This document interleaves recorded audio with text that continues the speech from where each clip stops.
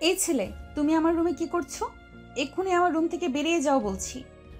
আপনার সমস্যাটা কি বলবেন আমাকে একটু প্লিজ?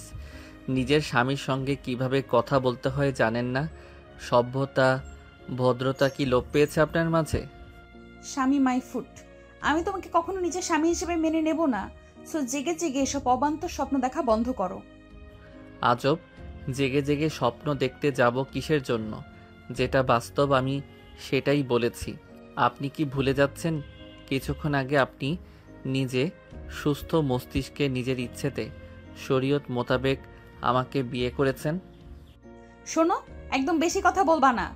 পিচ্ছি পিচ্ছির মতো থাকবা। আর রইলো বাকি বিয়ের কথা। সেটা কেন, কোন পরিস্থিতিতে, কিভাবে হয়েছে সেটাও নিশ্চয়ই তোমার মনে আছে। আমি অত কিছু জানি না। যেভাবেই হোক বা যে পরিস্থিতিতেই হোক না কেন, বিয়েটা তো হয়েছে। আর আপনি মানেন বা না মানেন, তাতে আমার বা আশেপাশের কারোর কিচ্ছু আসবে যাবে না। ধর্মীয় মোতাবেক এবং আইনত এখন আপনি আমার স্ত্রী। তাই শুধু আপনার রুম কেন, পুরো আপনার উপরে আমার অধিকার বিরাজ করছে। অধিকার? কিসের অধিকার? ভুলে যেও না, আমি কিন্তু বয়সে তোমার বড়। আর সব থেকে বড় কথা, যেখানে আমি এই বিয়েটাই মানি না সেখানে তোমাকে নিজের স্বামী হিসেবে মেনে নেওয়া তো অসম্ভব। শুধুমাত্র নিজের বাবার পাগলামির শিকার হয়ে আমাকে তোমার মতো একটা পিচ্চিকে বিয়ে করা লাগছে। কিন্তু আমি কখনোই তোমাকে নিজের স্বামী হিসেবে মেনে নিব না। আর নিজেকে স্বামী বলে স্বামীর অধিকারের দাবি নিয়ে দুঃস্বপ্নেও কখনো আমার কাছে এসো না। তাহলে আমার থেকে খারাপ আর কেউ হবে না। অহনার এমন অবান্তর কথা শুনে আরিয়ান বেশ বিরক্ত হয়, কিন্তু তারপরও কিচ্ছু বলে না। দেখো, তোমার সাথে এখন বেশি কথা বলতে আমার ভালো লাগছে না। তাই ভদ্র ছেলের মতো যেইভাবে আমার রুমে এসেছিলে ঠিক সেইভাবেই রুম থেকে বেরিয়ে যাও। আমার এখন ঘুমের প্রয়োজন, মস্তিষ্ক পুরো বিধ্বস্ত হয়ে আছে আমার। সম্ভব নয়। দেখুন, আপনি যেমন পরিস্থিতির শিকার হয়ে বিয়েটি করেছেন, আমাকেও পরিস্থিতির শিকার হয়ে বিয়েটা করতে হয়েছে। এবং আপনি যেমন আপনার বাবাকে বাঁচানোর জন্য ইচ্ছে না থাকা সত্ত্বেও আমাকে বিয়ে করেছেন, ঠিক তেমনিভাবে আমাকেও আমার বাবা মায়ের জন্য আপনার মতো একজন বদমেজাজি মেয়ের সঙ্গে রুম শেয়ার করতে হবে। এখন আপনার কথা মতো যদি আমি রুম থেকে বেরিয়ে যাই, তাহলে আশেপাশের লোকে বিভিন্ন রকমের কথা বলবে, যে আমার বাবা মায়ের কানে গেলে তারা কষ্ট পাবে।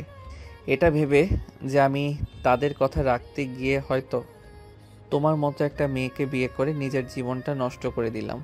তাদের একটা ভুল ডিসিশনের জন্য যে আমার সারাটা জীবন নষ্ট হয়ে গেল, এটা যদি কোনোভাবে তারা বুঝতে পারে, তাহলে তারা কখনোই সহজভাবে মেনে নিতে পারবে না। আর এটা আমি কখনোই চাই না কোনো কিছুর জন্য আমার বাবা মা কষ্ট পাক। আরিয়ান অহনাকে আর কোনো কথা বলার সুযোগ না দিয়ে অহনাকে পাশ কাটিয়ে ঘরের এক পাশে রাখা সোফায় গিয়ে বসে পড়ে। অহনা আরিয়ানের এমন কাট গলায় উত্তর শুনে আর কিছুই বলতে পারে না, কিন্তু তার চোখে মুখে বিরক্তি আর রাগের ছাপ স্পষ্ট। সে এক প্রকার রাগে কটমট করতে করতে কাবার থেকে কাপড় বের করে ফ্রেশ হতে ওয়াশরুমে যায়। অহনা পুরো পরিস্থিতির উপরে এতটা পরিমাণে বিরক্ত ছিল যে ওয়াশরুমে যাওয়ার সঙ্গে সঙ্গেই দরজাটা এত জোরে লাগাই যেন আর একটু হলেই দরজাটা ভেঙে যাবে। অহনা ফ্রেশ হয়ে এসে দেখে আরিয়ান অহনার বিছানায় বিপরীতমুখী হয়ে ঘুমিয়ে গেছে। তাই অহনাও আর কিছু না বলে নিজের বিছানায় গিয়ে শুয়ে পড়ে। অহনা, এই অহনা। ভাইয়া, আর একটু ঘুমাই না প্লিজ। জি না ম্যাম, আর একটুও না। আপনি কি ভুলে গিয়েছেন যে আপনার বিয়ে হয়ে গেছে? আজকে আপনাকে শ্বশুরবাড়ি যেতে হবে। অহনার ভাইয়ের কথা শুনে ধপ করে অহনার চোখ খুলে যায়। সে লাফ দিয়ে বিছানায় বসে। ভাইয়া প্লিজ, তুমি বাবাকে একটু বোঝাও না। আমি কখনোই ওই ছেলের সঙ্গে সুখে থাকতে পারবো না।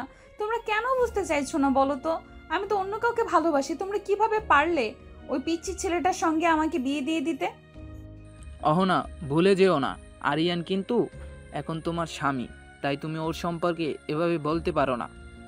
আর তাছাড়া তুমি এখন বিবাহিত, এরপরেও কিভাবে নিজের মুখে অন্য একটা ছেলেকে ভালোবাসার কথা বলতে পারো, যে ছেলে কিনা তোমার ভালোবাসার মূল্য দিতে জানে না? আর তাছাড়া আরিয়ান কিন্তু অনেক ভালো একটা ছেলে, ও তোমাকে অনেক সুখে রাখবে। কিন্তু ভাইয়া, আমার থেকে বয়সে ছোট একটা ছেলের সঙ্গে কিভাবে আমি নিজেকে মানিয়ে নিব বলতে পারো? ও বয়সে তোমার থেকে ছোট হতে পারে, কিন্তু ভদ্রতা, সভ্যতা আর বুদ্ধিতে তোমার থেকে অনেক এগিয়ে। আর তাছাড়া বোন, আমার আরিয়ান সত্যি অনেক ভালো একটা ছেলে। ও সত্যি তোমাকে অনেক সুখে রাখতে পারবে, দেখে নিও। তুমি তো বলবেই সে তোমার শালা বাবু। সে আমার শালা হওয়ার আগেই তুমি আমার বোন। যাক, এখন ফ্রেশ হয়ে নিচে এসো, সবাই তোমার অপেক্ষায়। আমি নিশ্চয়ই তোমার ভবিষ্যৎ নিয়ে ছেলে খেলা করব না। আচ্ছা ঠিক আছে, তোমাকে এখন আমি আরিয়ানের বিষয়ে কিছুই বলবো না, কিন্তু তুমি নিজেই একদিন এসে বলবে আমরা তোমার জন্য যে সিদ্ধান্তটা নিয়েছি সেটা তোমার সিদ্ধান্তের থেকে কয়েক হাজার গুণ ভালো। কিন্তু ভাইয়া, আর কোনো কিন্তু নয়, দ্রুত উঠে ফ্রেশ হয়ে নিচে আসো, সবাই তোমার জন্য অপেক্ষা করছে। অহনার বড় ভাই আইমান অহনাকে আর কোনো কথা বলার সুযোগ না দিয়ে নিচে চলে যায়। অহনা হতাশ চোখে তার ভাইয়ের যাওয়ার দিকে চেয়ে রয়। অহনা ফ্রেশ হয়ে নিচে এসে দেখে তার বাবা, ভাই আরিয়ান এবং তার বাবা মায়ের সঙ্গে কথা বলছে। মাঝে মাঝে মৃদু হাসির শব্দ পাওয়া যাচ্ছে সেখান থেকে। অহনা এক পলক তার বাবার দিকে দেখে আর মনে মনে ভাবে, মানুষটা কি সুন্দর এমন হাস্যোজ্জ্বল চেহারা নিয়ে বসে আছে, কিন্তু এই মানুষটি গতকাল কি ভয়ঙ্করভাবে তার জীবনটি পরিবর্তন করে দিয়েছে। অহনা একটা দীর্ঘশ্বাস ফেলে রান্নাঘরের দিকে এগিয়ে যায়। সেখান থেকে টুকটাক আওয়াজ আসতেছে। তার মা এবং ভাবি সেখানে রান্নার কাজ করছে। এখন তোমার ওঠার সময় হলো? তুমি কি ভুলে যাচ্ছ? এখন তুমি শুধু এ বাড়ির মেয়ে নাও, সাথে অন্য বাড়ির বউ। আমি কি হতে চেয়েছি একবারও কি সেই কোন বাড়ির বউ? তোমরাই তো জোর করে আমাকে কোন এক বাড়ির বউ করেছো। অহনা, এবার কিন্তু বেশি বাড়াবাড়ি করছো তুমি। বাড়াবাড়ি আমি করছি? আম্মু, বাড়াবাড়ি তো তোমরা করছো আমার সাথে। অহনা তুমি। আহ আম্মু, ছেড়ে দিন না, ও তো ছোট মানুষ, কি বলতে কি বলে ফেলেছে। আপনিও তো তার সঙ্গে ছোটদের মতো আচরণ করছেন। আর তাছাড়া আমাদের অহনা কি বাইরে কোথাও যাচ্ছে নাকি? ও তো নিজের এক বাড়ি ছেড়ে আরেক বাড়ি যাচ্ছে। আমার আম্মু তো আগে থেকে অহনাকে অনেক ভালোবাসে, তুমি চিন্তা করো না। তুমি যেমন আমার আম্মুর মেয়েকে নিজের মেয়ের মতো আগলে রেখেছো, ঠিক তেমনই আমার আম্মু দেখো তোমার মেয়েকে কোনো অযত্ন হতে দেবে না। না মা, আমি জানি ও বাড়িতে ওর কোনো অযত্ন হবে না, কিন্তু ওর মধ্যে দিন দিন অভদ্রতা স্বভাব লোপ পাচ্ছে। ছেড়ে দিন আম্মু, ও ছোট মানুষ, কিছুদিন যেতে দিন, ও নিজেই ঠিক হয়ে যাবে। অহনা, তুমি বসার ঘরে যাও, সবাই সেখানে আছে, তাদের সঙ্গে কথা বলো।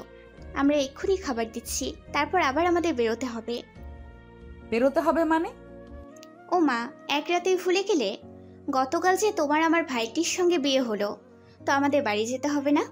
তোমাকে তো তোমার সংসারটা বুঝে নিতে হবে। বাবা মা আর কয়দিন থাকবে বলো? আমি কোথাও যাব না। আর তাছাড়া ভাবি, বাবা মা না হয় অবুঝ, কিন্তু তুমি কিভাবে তোমারও ইচ্ছে ভাইয়ার সঙ্গে আমার বিয়েটা সমর্থন করছো? তুমি কি ভুলে যাচ্ছ তোমার ভাইয়া আমার কতটা জুনিয়র? আমি কিছুই ভুলি নাই অহনা। আরিয়ান যেমন আমার ভাই, তেমনি তুমিও আমার বোন। তাই তখন সেই পরিস্থিতিতে আমাদের যা ঠিক মনে হয়েছে আমরা সেটাই করেছি। এখন হয়তো তুমি বুঝতে পারছো না, কিন্তু যেদিন তুমি আমার ভাইটিকে বুঝবে এবং জানবে, সেদিন তুমি নিজে আমার ভাইটিকে সব থেকে ভালোবাসবে। কাল্পনিক ভাবনা। সকলেই বসে সকালের নাস্তা করছিল। এমন সময় অহনার বাবা একটু নরম সুরে আরিয়ানের বাবাকে বলল, ভাই সাহেব, মেয়েটা আমার একটু অবুঝ, কিন্তু মনটা অনেক ভালো। আপনারা তো ওকে চেনেন, ও কেমন, তাই যদি একটু ভুল করে থাকে নিজের মেয়ে মনে করে ক্ষমা করে দিবেন। ভাই সাহেব, এটা আপনি কেমন কথা বলছেন? অহনা মামনি কি করে আমার মেয়ে নয়? চিন্তা করবেন না আপনি। আপনি যেমন আপনার বাগিচার ফুলকে যত্ন করে আগলে রেখেছেন, বিশ্বাস রাখতে পারেন আপনার বাগিচার ফুলের কোনো অযত্ন আমি হতে দেব না। আমি জানি ভাই সাহেব, এবং আপনাদের প্রতি আমার পূর্ণ আস্থা আছে।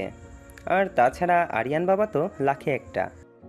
আরিয়ান বাবা যদি অহনার বয়সে ছোট না হতো, তাহলে অনেক আগেই আমি আমার মেয়ের জন্য আপনার ছেলেকে চাইতাম।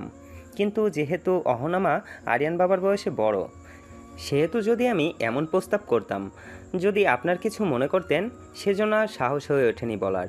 কিন্তু গতকালকের দুর্ঘটনা আমার মনের একটি ইচ্ছা পূরণ করেছে।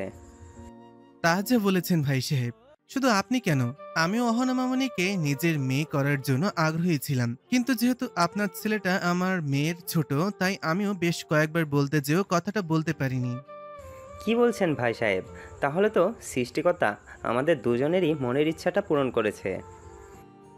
সকলে যখন নিজেদের মধ্যে কথা বলা এবং আলোচনায় হাসি ঠাট্টায় ব্যস্ত, ঠিক তখনই অহনা লক্ষ্য করে দেখে তার বিপরীতে বসে থাকা আরিয়ান কেমন একটা নজরে যেন তার দিকে চেয়ে আছে। দৃষ্টিটা কেমন যেন অদ্ভুত লাগলো অহনার কাছে। আরিয়ানের দৃষ্টিতে কিছু তো একটা ছিল যেটা অহনা বুঝতে পারেনি, কিন্তু সে ঠিক অনুভব করেছে অন্য সময় হলে হয়তো অহনার রাগ হতো বা খারাপ লাগতো, কিন্তু এখন কেন যেন তার রাগও হচ্ছে না, অস্বস্তিও হচ্ছে না। অনুভূতিগুলো মিলেমিশে একাকার হয়ে গেছে। সকালের খাওয়া শেষ করে আস্তে আস্তে সকলে রেডি হয়ে গেল আরিয়ানদের বাড়িতে যাওয়ার উদ্দেশ্যে। কিন্তু ঠিক তখনই অহনা আবার বেঁকে বসে। সে গুটি গুটি পায়ে তার বাবার সামনে এগিয়ে যায় এবং তার বাবার হাত ধরে কাতর গলায় বলল, বাবা, তুমি যা চেয়েছিলে তাই তো হয়েছে। আমি তো ওকে বিয়ে করেছি, কিন্তু আমি এখনো বাড়িতে যেতে চাই না। দয়া করে তুমি আর অমত করো না। আমি আমার মাস্টার্স পরীক্ষাটা এখান থেকে দিতে চাই, প্লিজ বাবা। তুমি যখন জোনায়েদকে বিয়ে করতে চেয়েছিলে, তখন কি ভেবেছিলে তোমার মাস্টার্স পরীক্ষাটা শেষ হওয়ার পরে তোমার বিয়েটা করা উচিত ছিল? কিন্তু না, তখন তো তুমি বলেছিলে যেহেতু তুমি আর জুনায়েদ একই ইউনিভার্সিটির স্টুডেন্ট, সেহেতু তোমার বিয়ের পরে একসাথে ইউনিভার্সিটিতে যাতায়াত করতে পারবে। তাহলে জুনায়েদ যখন তোমাকে ঠকালো এবং তোমার আরিয়ানের সঙ্গে বিয়ে হলো, এখন কেন তুমি বলছো তুমি শ্বশুরবাড়ি না গিয়ে এখানে থেকে মাস্টার্স শেষ করতে চাও? ভুলে যেও না হোনা, আরিয়ানও কিন্তু তোমার ইউনিভার্সিটির স্টুডেন্ট।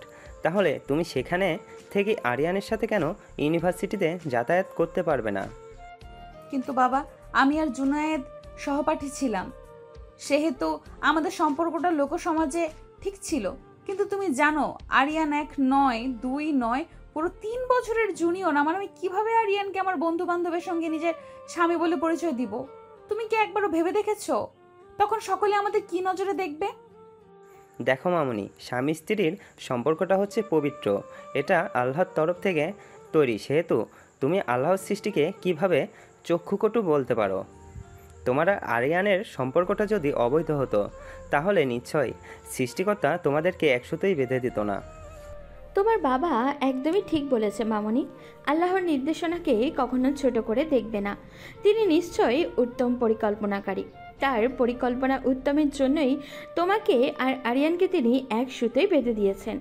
এখন সেই সুতোকে আরও প্রগাঢ় এবং মজবুত করার দায়িত্ব তোমাদের দুজনের। আর আশা করছি আমাদের ওখানে তোমাদের কোনো অসুবিধা হবে না। তুমিও তো আমার আরেকটা মেয়ে, অন্য সময় তো আমাকে ছেড়ে থাকতেই পারতে না। এখন শাশুড়ি বলে কি পর করে দিচ্ছ নাকি? অহনা এক চিলতে ফিসেল হেসে আরিয়ানের আম্মুকে হালকা জড়িয়ে ধরে বলল, পর আমি তোমাকে নয়, তুমি আমাকে করে দিচ্ছ আন্টি। তুমি তো আমাকে কখনো তুমি সম্বোধন করনি, তাহলে আজ কেন করতেছো? আমি তোমার বৌমা হই বলে এই সম্পর্ক তোমাকে আমার থেকে আলাদা করে দিবে? সে সম্পর্ক ভার বইব কিভাবে বলো তো? কেউ কাউকে পর করিনি। এখন তো মনে হচ্ছে আমি সকলের পর হয়ে গেছি। মামির সম্পর্ক আরো গাঢ় হয়েছে। এদিকে যে বাবাও দাঁড়িয়েছে, বাবাকে সবাই ভুলে গেছে। মেয়ে, তুমি সকলকে নিজের করলে, তবে আমাকে কেন দূরে ঠেলে দিলে? তোমাকে তো আমার আগে পৃথিবীতে আমি আসতে বলিনি, তাহলে কেন তুমি এলে? আর এলেই যখন, তবে কেন তুমি আমার মনে জায়গা করে নিলে? যখন জায়গা করে নিলে, তাহলে কেন এভাবে বিরহের ব্যথা দিচ্ছ বুকে? অহনার বাবা এবং আরিয়ানের বাবা দেশের নামকরা বিজনেসম্যানদের মধ্যে একজন। তাদের ব্যবসায়ী পণ্যের সক্ষতা সারা বিশ্বে ছড়িয়ে রয়েছে। দুজনে ব্যবসায়ী হওয়ায় তাদের মধ্যে খুব ভালো বন্ধুত্বের সম্পর্কের সাথে প্রতিদ্বন্দ্বিতাও ছিল বটে। মাঝে মাঝে দুজনে যখন কোনো বিজনেস মিটিংয়ে অ্যাটেন্ড করতেন, সেখান থেকে তাদের ভালো পরিচিতি বা নিজেদের মধ্যে ভালো সম্পর্ক। মাঝে মাঝে দুজনে যখন পরিবার নিয়ে কোনো ব্যবসায়ী পার্টি বা অনুষ্ঠানে যেতেন, সেখানে অহনার বড় ভাই আইমান এবং আরিয়ানের বড় বোন আরিয়া পরিচয় হয়। পরিচয় পাশাপাশি তারা জানতে পারে তারা দুজন একই ইউনিভার্সিটির ভিন্ন দুই ডিপার্টমেন্টের স্টুডেন্ট। এজন্য নিজেদের মধ্যে পরিচয় না থাকলেও বাবার সূত্রে তাদের মধ্যে ভালো পরিচিতি গড়ে ওঠে এবং আস্তে আস্তে এই পরিচিতি এবং বন্ধুত্ব প্রেমের সম্পর্কে সূত্রপাত করে। দুই পরিবার এই বিষয়টি জানতে পারে এবং তখন তারা হাসি মুখে বিষয়টি মেনে নেয় এবং তাদের সম্মতিতেই দুজনের বিয়ে দেয়। তারপর থেকে আরিয়ানের ও বোনের শ্বশুরবাড়িতে ঘন ঘনই আসা হতো, কারণ আরিয়ান ছোট কিন্তু সে তার আপুকে অনেক ভালোবাসত। এজন্য আপুর সাথে হঠাৎ দূরত্ব সে মেনে নিতে পারে নাই, মন খারাপ করে থাকতো। এজন্য সে বারবার তার আপুর কাছে চলে আসতো এবং আরিয়াও তার ছোট ভাইকে আরিয়ানকে ভীষণ পছন্দ করত। তাই ভাই বোনের এই মিলন বন্ধন যেন মধুর। আরিয়ান যখন আরিয়ার বাড়িতে আসতো তখন অহনার সাথে তার দেখা হতো, কিন্তু তাদের মধ্যে তেমন খুব একটা ভালো সম্পর্ক কখনোই ছিল না। দুজনেই যেন দুই মেরুর। আরিয়ান যেমন শান্তশিষ্ট, অহনা ঠিক ততটাই ডানপিটে এবং দুষ্টু প্রকৃতি ছিল।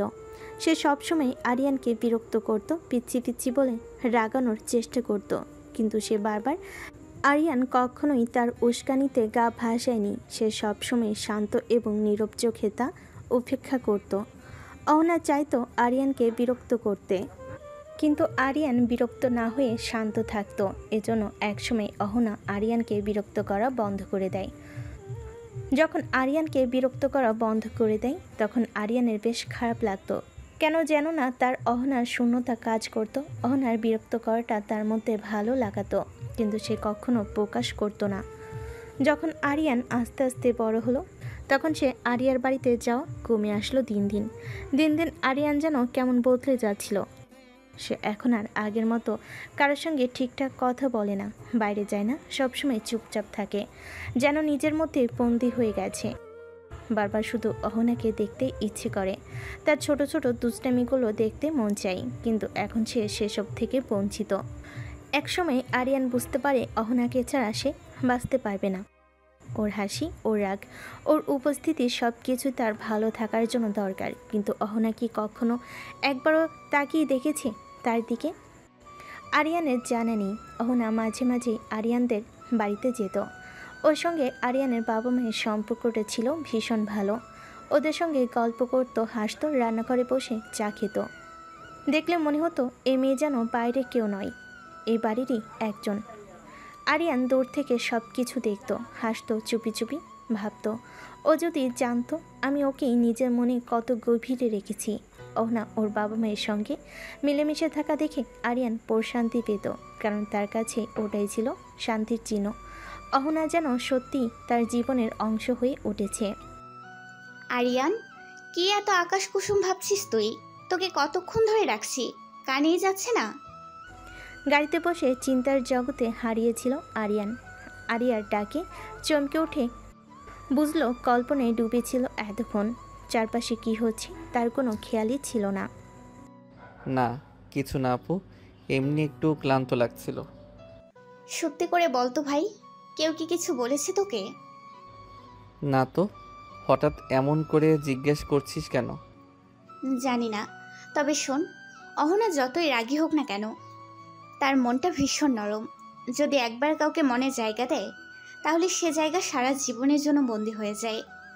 হয়তো এখন তোকে সে বুঝতে পারছে না, তোকে ঠান্ডা ব্যবহার করছে, কিন্তু ভাই একটু ধৈর্য ধর, ওরও সময় দরকার তোকে বোঝায়। কারণ যার সঙ্গে জীবনের স্বপ্ন দেখেছিল হঠাৎ অন্য কাউকে মেনে নেওয়া তো সহজ নয়। তুই ওকে সময় দে, আমি জানি আমার ভাই পারবে ভালোবাসা দিয়ে ওর মন জয় করে নিতে। চিন্তা করিস না আপু, আমি আমার সর্বোচ্চ চেষ্টা করব ওকে নিজের করে নিতে। আরিয়ান আর অহনার বিয়েটা হুট করেই হয়ে গিয়েছিল, তাই দুই পরিবারই পুরোপুরি প্রস্তুত ছিল না। আজ সকাল সকাল তারা রওনা হয়েছে আরিয়ানদের বাড়ির পথে। দুইটা গাড়ি, প্রথমটাই অহনার শ্বশুর শাশুড়ি আর দ্বিতীয়টাই অহনা, আইমান, আরিয়ান আর আরিয়া। আইমান গাড়ি চালাচ্ছে, পাশে আরিয়া, পেছনে ছিটে পাশাপাশি বসে আছে অহনা আর আরিয়ান। অহনা জানালা দিয়ে বাইরে তাকিয়ে, চোখে এক অদ্ভুত শান্ত ভাব। হালকা বাতাসে তার চুলগুলো উঠছে, মুখে একরাশ সরল মায়া, যেটা দেখে বহুবার আরিয়ান হার মেনেছে মনে মনে। আরিয়ান তাকিয়ে থাকে চুপচাপ গভীরভাবে। ভাবতে ভাবতে সে এতটাই হারিয়ে যায় যে আরিয়ার ডাকও কানে আসে না।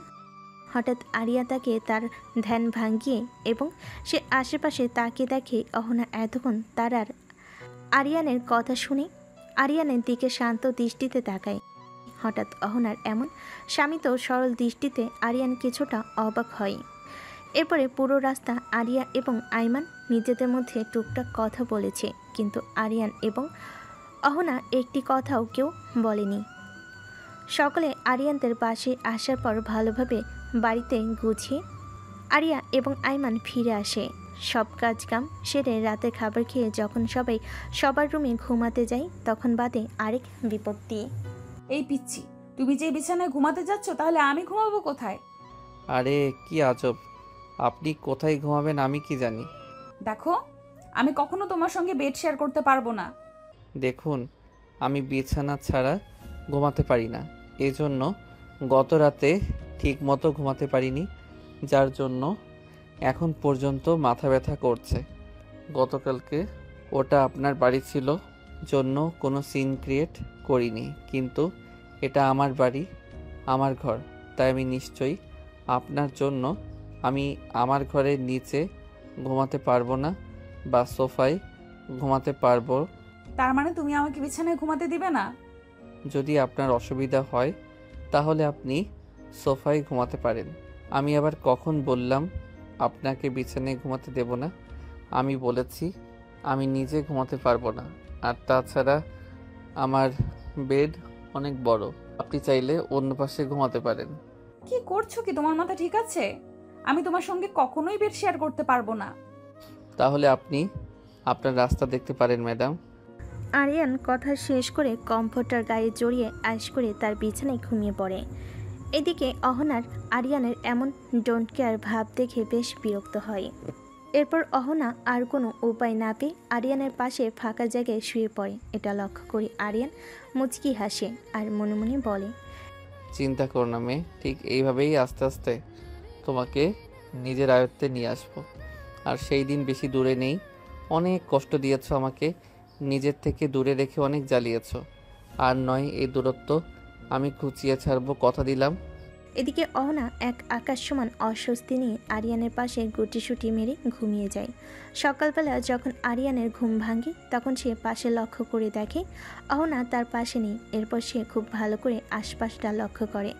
এরপর দেখে ঘরে কোথাও নেই অহনা। হঠাৎ অহনাকে নিজের পাশে না পেয়ে হক চুকিয়ে যায়। এরপর ওয়াশরুম থেকে পানির আওয়াজ আসলে সে বুঝতে পারে অহনা ওয়াশরুমে আছে। এরপর সে কিছুটা শান্ত হয়। এদিকে অহনা সবেমাত্র গোসল শেষ করে ভেজা চুলটা টাওয়াল দিয়ে পেঁচিয়ে নিতে নিতে বাইরে এসে ড্রেসিংয়ের সামনে দাঁড়াতেই সামনে ড্রেসিংয়ের আয়না দিয়ে তার ঠিক পেছনে লক্ষ্য করে দেখে আরিয়ান কেমন সন্ধিয়ান দৃষ্টিতে তার দিকে চেয়ে আছে। আরিয়ানের এমন চাহনি দেখে অহনা কিঞ্চিত ভুরু কুঁচকে পিছন ফিরে আরিয়ানের দিকে তাকিয়ে অবাক ভঙ্গিমায় প্রশ্ন করে, এই পিচ্ছি, কি সমস্যা কি তোমার? কি দেখো এভাবে? আগে কি কখনো মেয়ে দেখো নাই নাকি? আর এভাবে নির্লজ্জের মতো সিনিয়র আপুর দিকে চেয়ে আছো কেন? সরি, আপনি কিঞ্চিত ভুল করেছেন। সিনিয়র আপু নয়, আমি আমার সিনিয়র বউয়ের দিকে চেয়ে আছি। একদম বাজে কথা বলবে না বলে দিলাম।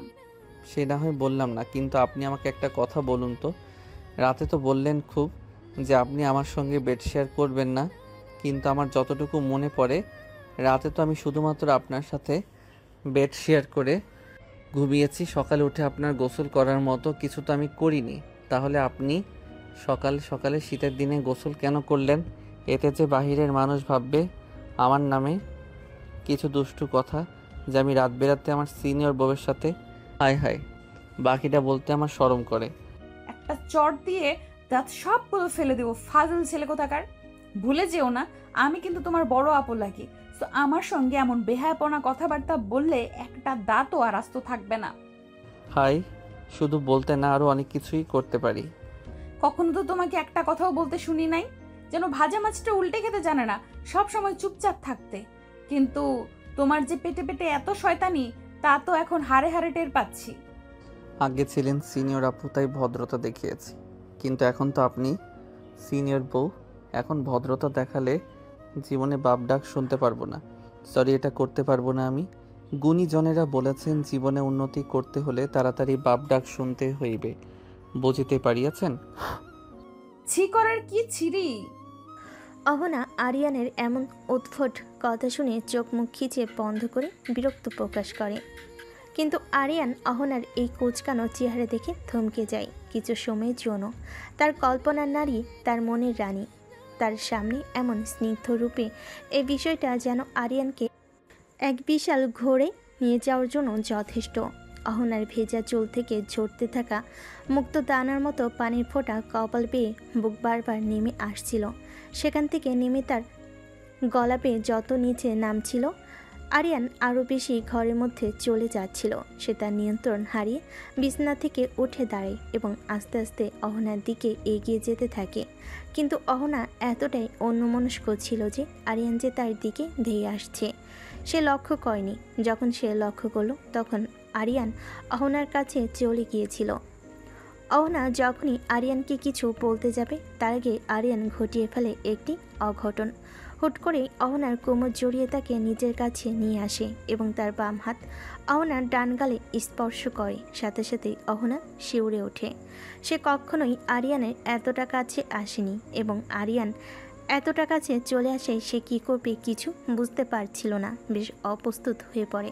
আর আরিয়ান অহনাকে কিছু বলার সুযোগ না দিয়েই অহনার ভেজা গলায় নিজের মুখ ডুবিয়ে নাক দিয়ে মুক্তদানার পানিটা শুষে শুষে নিতে থাকে। এবার অহনা নিজেকে সংযত করতে না পেরে আরিয়ানকে নিজের থেকে ছাড়ানোর জন্য বেশ খানিকটা জোরে ধাক্কা দিয়ে দেয় এবং আরিয়ান কিছু বুঝে ওঠার আগে সে অহনার ধাক্কার তাল সামলাতে না পেরে পড়ে যায় এবং আরিয়ান কিছু বুঝে ওঠার আগে সে অহনার দেওয়া ধাক্কাতে তাল সামলাতে না পেরে পড়ে যায় এবং তার পেটের কোণে গিয়ে পড়লে বেডের কোণার সঙ্গে তার কপালে লেগে খানিকটা কপাল কেটে যায় এবং তার ঘোর কেটে যায়। আরিয়ানের ঘোর কেটে যেতে সে বুঝতে পারে সে কি করতে যাচ্ছিল এবং সে অপরাধী ন্যায় মাথা নিচু করে যেন অহনাকে সরি বলতে যাবে অমনি অহনা সজোরে আরিয়ানের গালে জ্বর বসিয়ে দেয়। ছি, তোকে তো আমি ভালো ভাবতাম, কিন্তু তুই তো জঘন্য খারাপ রে। সুযোগ পেয়েছিস কিনা হামলে পড়েছিস। আমার এখন ভাবতে ঘেন্না হচ্ছে, বাবা কেমন করে পারলো তোর মতো একটা পশুর সঙ্গে আমাকে বিয়ে দিতে।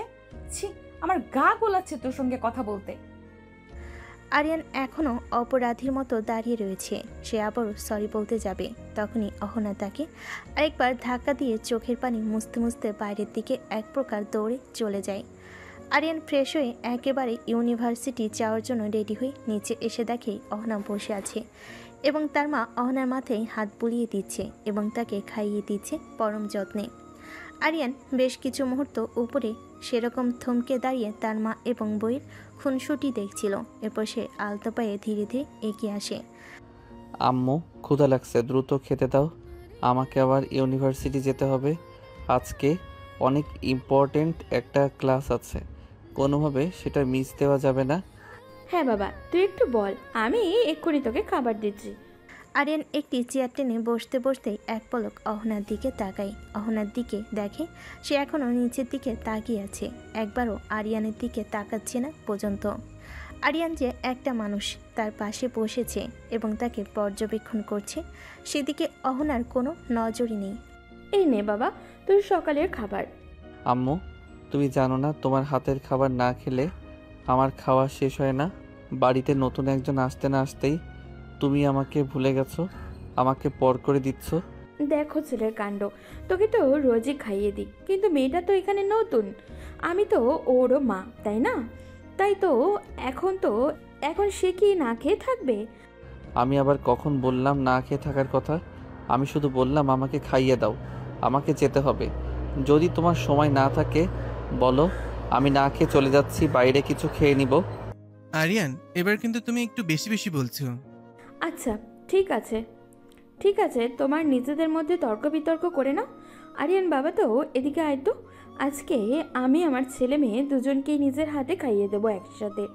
দেখি এদিকে আয় দ্রুত, তোদেরও তো আবার দুজনকে ইউনিভার্সিটিতে যেতে হবে। আরিয়ান, তুমি আজকে অহনা মামুনিকে ইউনিভার্সিটিতে নিয়ে যাবে এবং ক্লাস শেষ হলেই ওকে সহি সালামতে বাড়িতে নিয়ে আসার দায়িত্ব তোমার। ঠিক আছে আব্বু। আঙ্কেল, আমি বলছিলাম কি, এখান থেকে তো ইউনিভার্সিটি বেশি দূর না, আমি একাই যেতে পারবো, ওকে আর কষ্ট করতে হবে না। এখানে কষ্টের কি আছে মামনি? তুমি ওর বউ, এটা ওর দায়িত্ব। আর আমি আমার সন্তানকে কখনো নিজের দায়িত্ব থেকে পালিয়ে বেড়াতে শেখাইনি। আরে আমি তোমাকে নিয়ে যাব, সে গিয়ে নিয়ে আসবে। আর তোমার কাছে আমার অভিযোগ আছে আম্মু। কি অভিযোগ আঙ্কেল? আমি ঠিক বুঝলাম না। এই যে তখন থেকে তুমি দেখছি আমাদেরকে আঙ্কেল আন্টি বলে যাচ্ছ। আমরা কি তোমার খুব পছন্দ করেছি মা? আমরা কি তোমার বাবা মায়ের মতন দেখভাল করতে পারছি না? আমাদের কি বাবা মা বলে রাখা যায় না? এইভাবে বলছো কেন তুমি? আচ্ছা ঠিক আছে, এখন থেকে আমি তোমাদেরকে আব্বু আম্মু বলে ডাকবো, ঠিক আছে? আর অভিমান করতে হবে না। আরিয়ানের মা আরিয়ান এবং অহনাকে পরম যত্নে খাইয়ে দিচ্ছিল। আরিয়ান খাচ্ছিল এবং একটু পরপর আর চোখে অহনাকে লক্ষ্য করছিল এবং ভাবছিল, কোন ধাতু দিয়ে তৈরি করা এই মেয়েটা? ঘরে একরকম ব্যবহার, বাইরে আরেক রকম ব্যবহার। এ মানুষ নাকি গিরগিটি? দেখতে না দেখতে চোখের পলকে রং বদলাতে শুরু করে দেয়। আল্লাহ, আমার কপালে যে কি আছে তুমি ভালো জানো। আরিয়ান এবং অহনার খাওয়া শেষ হলে আরিয়ান বাইরে গিয়ে বাইক নিয়ে অহনার জন্য অপেক্ষা করতে থাকে। তাকে নিয়ে ভার্সিটিতে যাবে, কিন্তু মিনিট কয়েক পরে অহনা নিচে আসলো ঠিকই, কিন্তু আরিয়ানের বাইকে না চড়ে সামনে একটা রিক্সা ডাক দেয়। এতে আরিয়ান ভুরকুচকে তার দিকে তাকায় এবং অহনা পুরোপুরি আরিয়ানকে উপেক্ষা করে যে না রিক্সায় উঠতে যাবে, অমনি আরিয়ান অহনার হাত ধরে ফেলে এবং সাথে সাথেই অহনা নিজের হাতটা ঝাটকা মেরে ছাড়িয়ে নেয়। কি করছেনটা কি আপনি? আব্বু কি বললো শুনতে পান নাই? আপনি রিক্সা কেন নিচ্ছেন? দুজনে তো একই ইউনিভার্সিটিতে যাব, তাহলে একসাথে কি সমস্যা যেতে? আমি কখনোই তোর মতো একটা ছোট মানসিকতার মানুষের সঙ্গে যেতে পারবো না। কে বলতে পারে ইউনিভার্সিটিতে নিয়ে যাওয়ার নাম করে আবার উল্টাপাল্টা কোথাও নিয়ে গেলি আমার কোনো ক্ষতি করার জন্য? তোকে দিয়ে বিশ্বাস আছে? আরিয়ান এবার অহনার কথাই বেশ কষ্ট পায়, কিন্তু সে তা মুখে প্রকাশ করে না। সে বুঝতে পারে অহনা এখনও আরিয়ানের উপরে অভিমান করে আছে, তাই সে তার কথা না বাড়িয়ে অহনাকে নরম গলায় বলল, দেখুন, সকালে যেটা হয়েছে সেটা পুরোটাই দুর্ঘটনাবশত হয়ে গেছে এবং তার জন্য আমি অনুতপ্ত। আমি আপনার কাছে ক্ষমা চাইছি। প্লিজ আমাকে ক্ষমা করে দিন। দুর্ঘটনা? কোনটা দুর্ঘটনার কথা বলছিস তুই?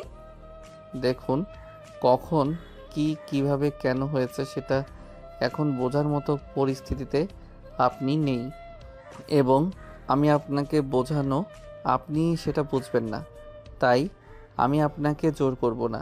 শুধু এইটুকুই বলবো, যা হয়েছে সেটা সত্যি আমি উদ্দেশ্যপ্রবণ হয়ে করিনি, ভুলবশত হয়ে গেছে। তার জন্য আমি ভীষণ দুঃখিত এবং আমি আপনাকে কথা দিচ্ছি এমন ভুল আর দ্বিতীয়বার হবে না। তোকে বিশ্বাস করব কিভাবে?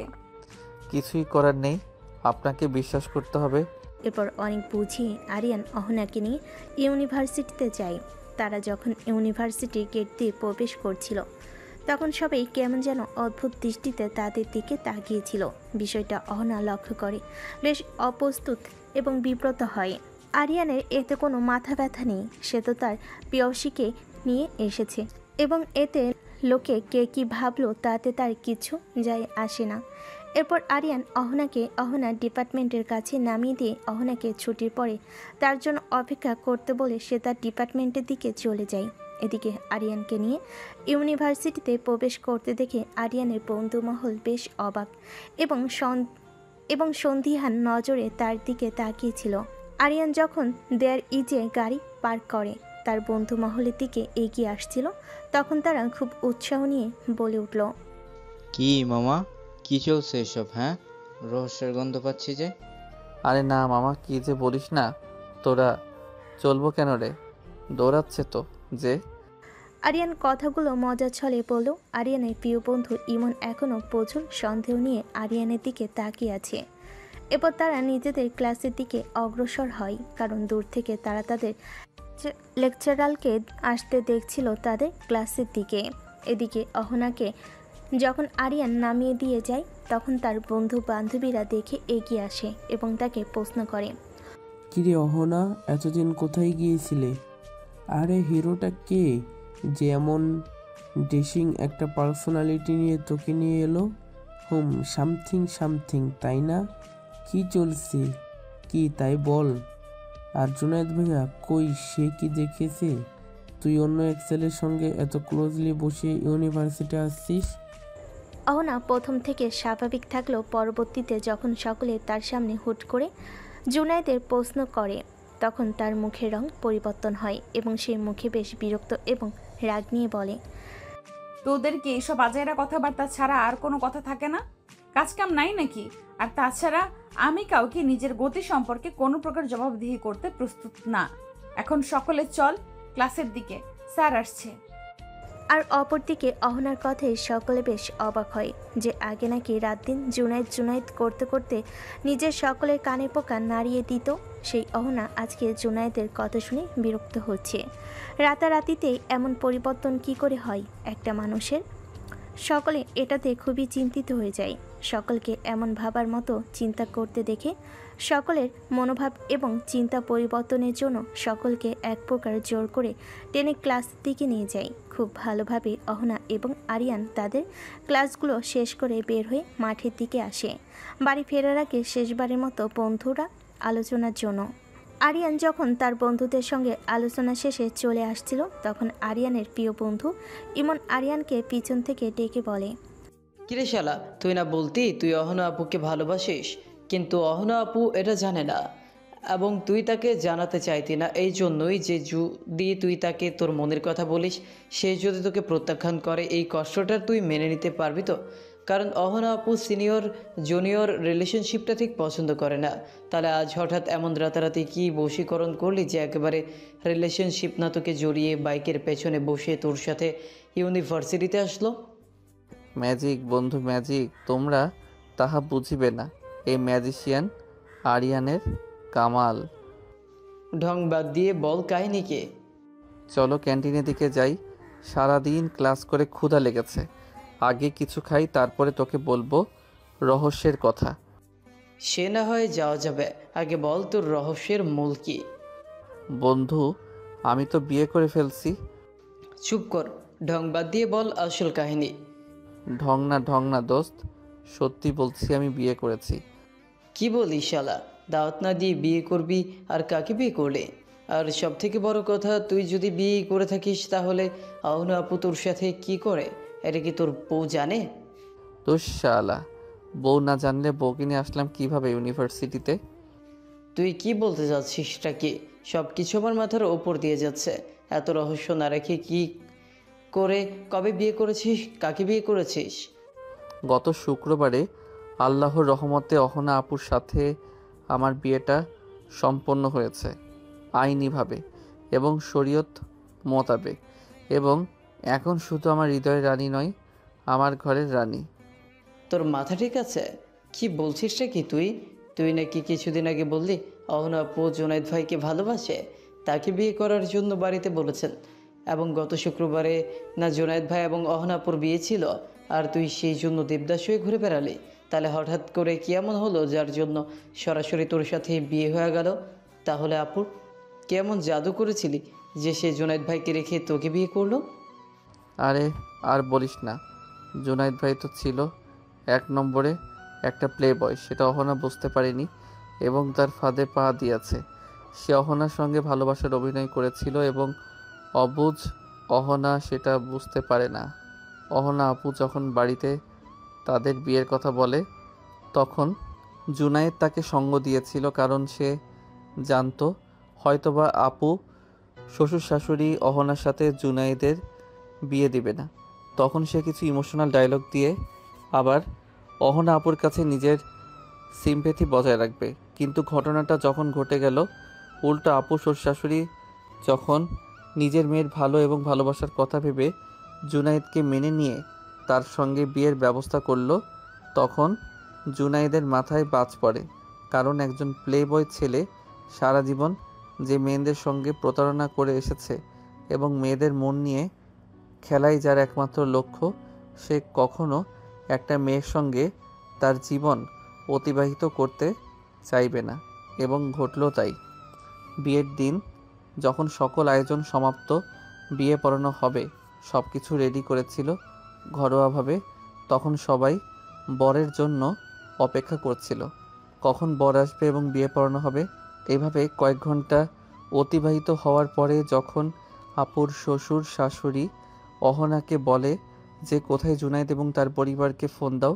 তখন অহনা বারবার জুনায়েদকে ফোন দিতে থাকে, কিন্তু জুনায়েদ একটা ফোনও রিসিভ করে না। বারবার জুনায়েদের ফোন বন্ধ দেখায়। এতে অহনা বেশ চিন্তিত হয়ে পড়ে এবং জুনায়েদের বেশ কয়েকজন বন্ধুর কাছে ফোন দিয়ে জানতে পারে জুনায়েদ নাকি তাদেরকে জানায়নি আজকে এবং তার বিয়ের আয়োজন করা হয়েছে।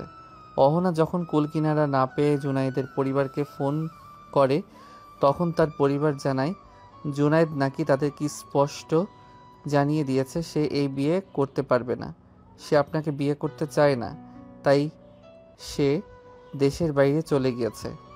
অহনা জুনায়েদের পরিবার কথা শুনে পুরো ভেঙে পড়ে।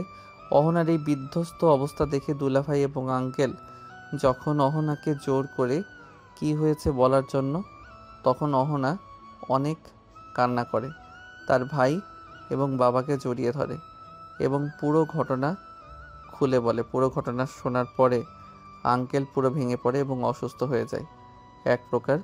আর এদিকে তার ভাই তো রেগে আগুন, তার কলিজার টুকরা আদরের ছোট বোনকে যে এইভাবে অন্যায়ভাবে কান্না করিয়েছে এবং যার জন্য তার বাবা আজকে অসুস্থ, তাকে সে ধ্বংস না করে ছাড়বে না। এই জন্য সে জুনায়েদের খোঁজ লাগে এবং জানতে পারে জুনায়েদ অন্য একটা মেয়েকে নিয়ে দেশের বাইরে গিয়েছে এবং এটা নাকি জুনায়েদের স্বভাব, এক এক দিন এক এক মেয়ের সঙ্গে সম্পর্ক কন্টিনিউ করা। এরপর যখন আঙ্কেল হঠাৎ করে অসুস্থ হয়ে পড়ে, তখন আঙ্কেলের মতো এমন কঠিন ব্যক্তিত্বের মানুষকে এতটা হতাশ হতে দেখে আমার বাবা আঙ্কেলের কাছে এগিয়ে যায় এবং তাকে পুরো সান্ত্বনা দিতে থাকে। কিন্তু যখন আঙ্কেল পুরো ভেঙে পড়ে, আব্বুর হাত ধরে এক প্রকার কান্না করে দেয়। তখন আব্বু বলে আমার সঙ্গে অহনার বিয়ে দিবে যদি কারো কোনো আপত্তি না থাকে। প্রথম দিকে বেশ প্রতিবন্ধকতা এসেছিল যে আমি অহনা ছোট, অহনা আমার থেকে বড়, এটা নিয়ে অনেক কথা হয়েছিল, কিন্তু সকল কথাকে উপেক্ষা করে আমাদের দুই পরিবার আমাদের সম্পর্কটা মেনে নেয় এবং আমাদের বিয়ের জন্য বলে। ইমন এতক্ষণ খুব ধৈর্য সহকারে এবং মনোযোগ সহকারে আরিয়ানের সমস্ত কথা শুনছিল এবং তার সমস্ত কথা শোনার পরে সে বিস্ময় পুরো অবাক হয়ে আরিয়ানের দিকে তাকায় এবং বোকা স্বরে বলল, অহনা আপু রাজি হলো তোকে বিয়ে করতে? সে কি আর সহজে রাজি হয় রে বন্ধু? সে প্রথমে বলেছিল সে বিয়ে করতে চায় না, কিন্তু পরে যখন আঙ্কেল হঠাৎ করে অসুস্থ হয়ে পড়ে, তখন বাবাকে বাঁচানোর জন্য, বাবার সম্মান বাঁচানোর জন্য এবং নিজের ভুল শুধরানোর জন্য সে রাজি হয়ে যায়। তবে যাই বল বন্ধু, আল্লাহ কিন্তু তোর কপাল তৈরি করেছে। একটা খেতে গেলি ক্রাশের বিয়ে, অথচ ক্রাশকে বউ করে নিয়ে চলে এলি। বাহ, পুরো সিনেমার কাহিনী হয়ে গেছে। তা বন্ধু, বিয়ে তো খাওয়ালি, মিষ্টি না খাইয়ে এখন কি কিছু ট্রিট পাবো? আরে কেন পাবি না, 100 বার পাবি, 10টা না 5টা। তুই আমার একমাত্র কলিজার বন্ধু, তোকে খাওয়াবো না তো খাওয়াবো কাকে? চল যাই ক্যান্টিনের দিকে। এরপর আরিয়ান এবং ইমন দুজনেই ক্যান্টনমেন্টের উদ্দেশ্যে এগিয়ে যায়। আরিয়ান এবং দুজনে ক্যান্টিনে গিয়ে দেখে ক্যান্টিনের একপাশে অহনা এবং তার ফ্রেন্ডরা মিলে আড্ডা দিচ্ছে। ইমন দূর থেকে অহনা এবং তার ফ্রেন্ড সার্কেলকে লক্ষ্য করে আরিয়ানকে বলল, মামা দেখ, এটা মামি না? আরিয়ান এক পলক ইমনের দেওয়া ইশারার দিকে লক্ষ্য করে দেখে সত্যি সত্যি অহনা এবং তার ফ্রেন্ডরা মিলে আড্ডা দিচ্ছে। এরপর আরিয়ান ইমনকে নিয়ে ঠিক অহনার বিপরীত মুখে টেবিলে গিয়ে বসে এবং সে বারবার অহনাকে লক্ষ্য করছিল। মেয়েটা বাসি কেমন গম্ভীর এবং বিরক্তটা শুধু তার সাথে, কিন্তু তার বাবা মায়ের সঙ্গে যেমন হাসি খুশি একটা ফ্রেশ মনে মানুষ, ঠিক তেমনি বন্ধুদের সাথেও খুব হাসি খুশি এবং প্রেসম্যানের একজন মানুষ। কি নিষ্পাপ লাগছে তাকে এখন এই হাসি খুশি দেখতে। এরপর ইমন আরিয়ানকে উদ্দেশ্য করে বলে, কিরে তুই এখানে এসে বসলি যে?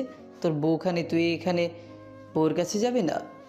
আরিয়ান মনে মনে ভাবছিল এই মেয়েটা সবার সঙ্গে এমন সহজ এবং নিষ্পাপ, তাহলে তার সঙ্গে কেন এত গভীর? কেন তাকে বারবার উপেক্ষা করে? কেন তার মনের ভাব বুঝতে চায় না?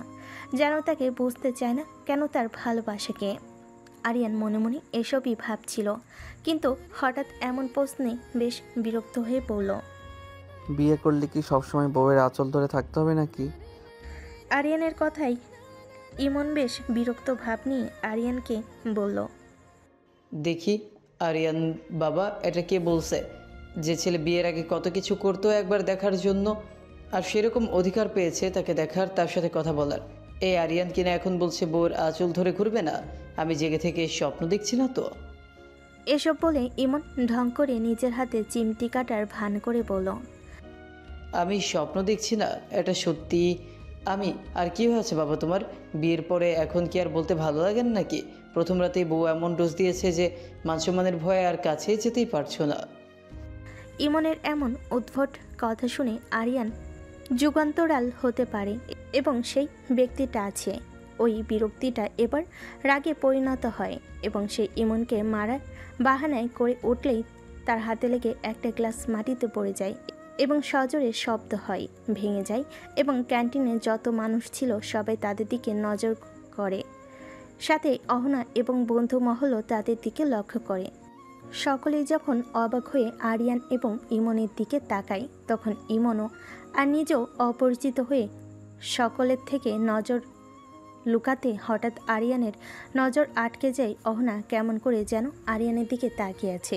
এবার পরিস্থিতি সামাল দিতেই আরিয়ান উঠে গিয়ে অহনার সামনে দাঁড়ায় এবং বলে, অহনা চলো, বাড়ি যেতে হবে।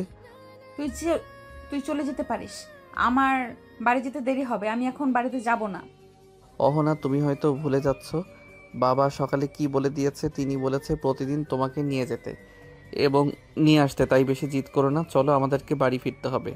অহনা এবার বেশ বিরক্ত হয়ে কোনো কিছু না ভেবে সকলের সামনে উঠে আরিয়ানের গালে একটা সজোরে চড় মারে এবং রাগে গজগজ করতে করতে বলে সে, এই ছেলে, এই তো সমস্যা কি? তোকে বলেছি না আমি এখন বাড়ি যাব না, তাহলে কেন বারবার তুই আমাকে বিরক্ত করছিস? আরিয়ান বেশ অবাক হয়ে অহনার দিকে কিছুক্ষণ চেয়ে থেকে এরপর আশেপাশে নজর ঘুরিয়ে দেখে সকলে তাকে দেখে হাসছে। এতে আরিয়ান বেশ অপমানিত বোধ করে এবং সে আর কাউকে কিছু না বলে মাথা নিচু করে সেখান থেকে বেরিয়ে যায় এবং ইমন আরিয়ানের পিছনে তাকে ডাকতে ডাকতে যায়, কিন্তু আরিয়ানের জন্য কোনো কথাই তার কানে যাচ্ছে না। এতদিন অহনা আরিয়ানকে অনেকভাবে অপমান করেছে, কিন্তু কখনো আরিয়ানের এতটা খারাপ লাগেনি। কিন্তু আজকে অহনা যেটা করেছে তার জন্য আরিয়ান মনে মনে ভীষণ কষ্ট পেয়েছে।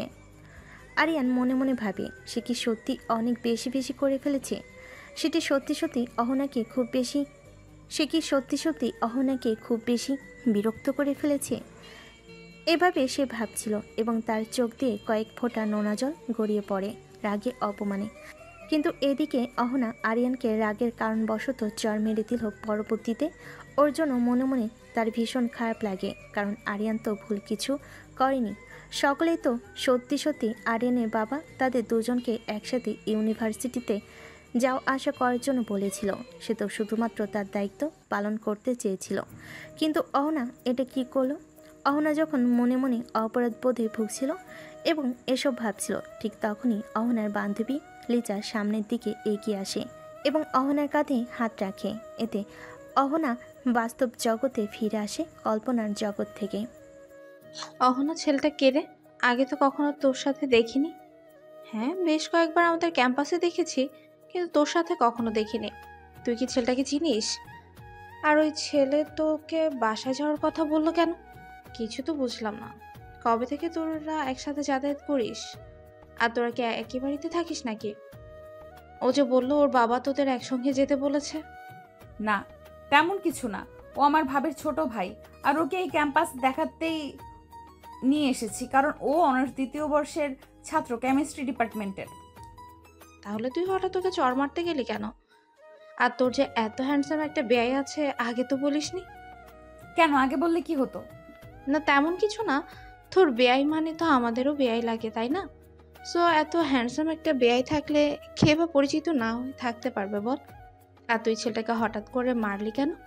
তুই না গেলে বলতি, আমি ওকে বলতাম আমাকে লিফট দিতে।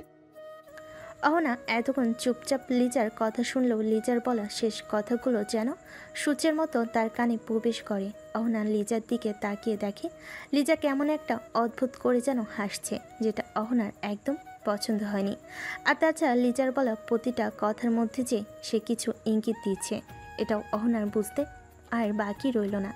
লিজার আরিয়ানের দিকে এমন চোখে তাকিয়ে থাকা এবং আরিয়ানকে নিয়ে এসব কথাবার্তা বলে অহনার একদম ভালো লাগেনি। কেন লাগেনি, কিসের জন্য লাগেনি, এটা অহনা নিজেও জানে না, কিন্তু এটা যে অহনার ভালো লাগেনি শুধু এইটুকুই জানে অহনা। আরিয়ানের দিকে অন্য মেয়েরা কেন এমন চোখে তাকাবে, তাকে নিয়ে কেনই বা এমন কথা বলবে। হঠাৎ কিছু একটা মাথায় আসেই অহনা মনে মনে বলে, ওকে নিয়ে কে কি ভাবলো কে কি বললো এতে আমার কি, আমি কি সব ভাবছি, এটা তো আমার কিছু যায় আসে না। তাহলে কেন আমার এত খারাপ লাগছে? লিজার এই দৃষ্টি দেখে কেনই বা আমার খারাপ লাগছে? লিজার আরিয়ানকে নিয়ে বলা প্রত্যেকটা কথার মধ্যে এ তোরা থাক, আমার ভালো লাগছে না, আমি বাড়ি যাব, আসছি বলেই অহনা নিজের ব্যাগটা কাঁধে নিয়ে ক্যান্টিন থেকে বেরিয়ে আসে। অহনা আর কাউকে কোনো দিন একটা রিক্সা নিয়ে বাড়ির উদ্দেশ্যে চলে যায়। অহনার রিক্সা ছুটে চলেছে আপন গতিতে। হঠাৎ করে রিক্সার ব্রেক করায় অহনা কিছুটা সামনের দিকে ঝুঁকে নিজের ব্যালেন্স ঠিক করে। অহনা সামনের দিকে তাকিয়ে দেখে একটা কালো রঙের গাড়ি তার রিক্সার সামনে দাঁড়িয়ে আছে, পথ আটকে। এতে অহনার রাগ বিরক্ত আরও বেড়ে যায়। হঠাৎ অহনা লক্ষ্য করে গাড়ি থেকে আর কেউ নয় বরং জুনায়েদ নেমে আসছে। হঠাৎ জুনায়েদকে নিজের পথ আটকে দাঁড়িয়ে থাকতে দেখে অহনার রাগের মাত্রা যেন আরও কয়েক শত গুণ বেড়ে যায়। অহনাকে কিছু বলতে যাবে তার আগে হঠাৎ করে জুনায়েদ এসে অহনাকে কিছু বলতে না দিয়ে অহনার হাত ধরে বলে, চলো অহনা। কি করছেনটা কি? আপনি আমার হাত ধরেছেন কেন? হাত ছাড়ুন বলছি। দেখো অহনা, আমি তোমাকে সবকিছু বুঝিয়ে বলছি। আসলে সেদিন যখন আমি এবং বাবা মা তোমাদের বাড়িতে যাওয়ার উদ্দেশ্যে বের হব, এমন সময় আমার বাবার ফোনে একটা কল আসে। আসলে কলটা ছিল আমার বাবার বিজনেস পারুলার ইয়াকুব আঙ্কেলের। তিনি হঠাৎ করে বাবাকে ফোন দিয়ে বলে বাবার সিলেটের ব্যবসায় কিছু গরমিল দেখা দিচ্ছে। এটা যদি এখন এই মুহূর্তে প্রতিরোধ করা না হয় তাহলে বাবার বিজনেসে অনেক বড় একটা ক্ষতি হয়ে যাবে।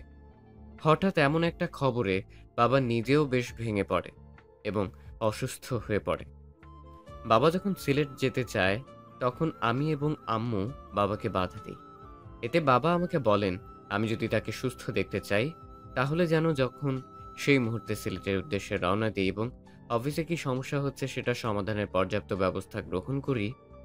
এখন তুমিই বলো, তখন আমি কি করতাম? নিজের বাবাকে নিজের সামনে মরে যেতে দেখতাম, নাকি ছেলে হিসেবে নিজের দায়িত্ব পালন করতে সিলেটে যেতাম? তখন আমার কাছে বিয়ে করতে যাওয়ার থেকে বেশি আমার বাবার জীবন বাঁচানোটা গুরুত্বপূর্ণ মনে হয়েছিল। এজন্য আমি কোনো কিছু না ভেবে সিলেটে চলে যাই। ঘটনাটা এত তাড়াতাড়ি ঘটেছিল যে আমি তোমার সঙ্গে সবকিছু শেয়ার করব এই সময়টুকু আমি পাইনি। দুদিন পরে যখন সকল সমস্যার সমাধান করে ফিরে আসব তখন আমার মনে হলো আমি তোমার সাথে অন্যায় করে ফেলেছি। নিজের ব্যস্ততার জন্য তোমার সঙ্গে যোগাযোগ করতে না পারলেও আমার অন্তত তোমাকে বলে যাওয়াটা উচিত ছিল, কিন্তু আমি সেটা করতে বাধ্য হয়েছি। তুমি দয়া করে আমাকে ক্ষমা করে দাও। দেখা হলে আমি তোমাকে ছাড়া বাঁচব না, তাই প্লিজ আমাকে ক্ষমা করে দাও। তুমি যদি চাও তাহলে আজকে আমরা বিয়ে করতে পারি, এতে আমার এখন আর কোনো আপত্তি নেই। প্লিজ অহনা, প্লিজ আমাকে ফিরিয়ে দিও না সোনা। আমি তোমাকে সত্যি ভীষণ ভালোবাসি এবং আমি জানি তুমিও আমাকে তার থেকেও অনেক বেশি ভালোবাসো। কে আপনি? আমি কি আপনাকে চিনি? আর কয়া নেই বলা নেই, হঠাৎ করে আপনি আমার হাত ধরছেন কেন? হাত ছেড়ে দিন বলছি, না হলে আমার থেকে খারাপ আর কেউ হবে না। প্লিজ সোনা, এমন করে না। লক্ষ্মীটি আমার, কথাটা শোনো। আমি সত্যি বলছি তোমাকে ছাড়া আমি বাঁচব না। তাহলে মরে যান, বেঁচে আছেন কেন? তুমি কি সত্যি চাও আমি মরে যাই? দেখুন মিস্টার জুনায়েদ, আপনি কি করেছেন, কেন করেছেন এবং কোন পরিস্থিতিতে করেছেন সেটার এখন আর কোনো মূল্যই নেই। তাই দয়া করে আমার পথ ছাড়ুন আর আমাকে যেতে দিন। বাড়িতে আমার শ্বশুর শাশুড়ি আমার জন্য অপেক্ষা করছে। তুমি এতটা নির্দয় হতে পারো না ওখানে। দেখুন আমি কি পারি আর না পারি আমি সেই হিসাব এখন বসে নেই। দয়া করে পথ ছাড়ুন। কথাটি বলেই জেনা অহনা জুনায়েদকে পাশ কাটিয়ে চলে যেতে নিবে। হঠাৎ করে জুনায়েদ অহনার হাত চেপে ধরে এবং এতটা জোরে ধরে যে অহনা ব্যথায় মৃদু শব্দ করে ওঠে, কিন্তু এতে জুনায়েদের যেন কোনো হেলদোল নেই। সে তার নিজের হাতের বাঁধন আরও শক্ত করে এবং এক টান দিয়ে অহনাকে নিজের সামনে এনে দাঁড় করে এবং রাগে দাঁতে দাঁত চিপে বলে, এতবার করে বলছি কথা কানে যাচ্ছে না?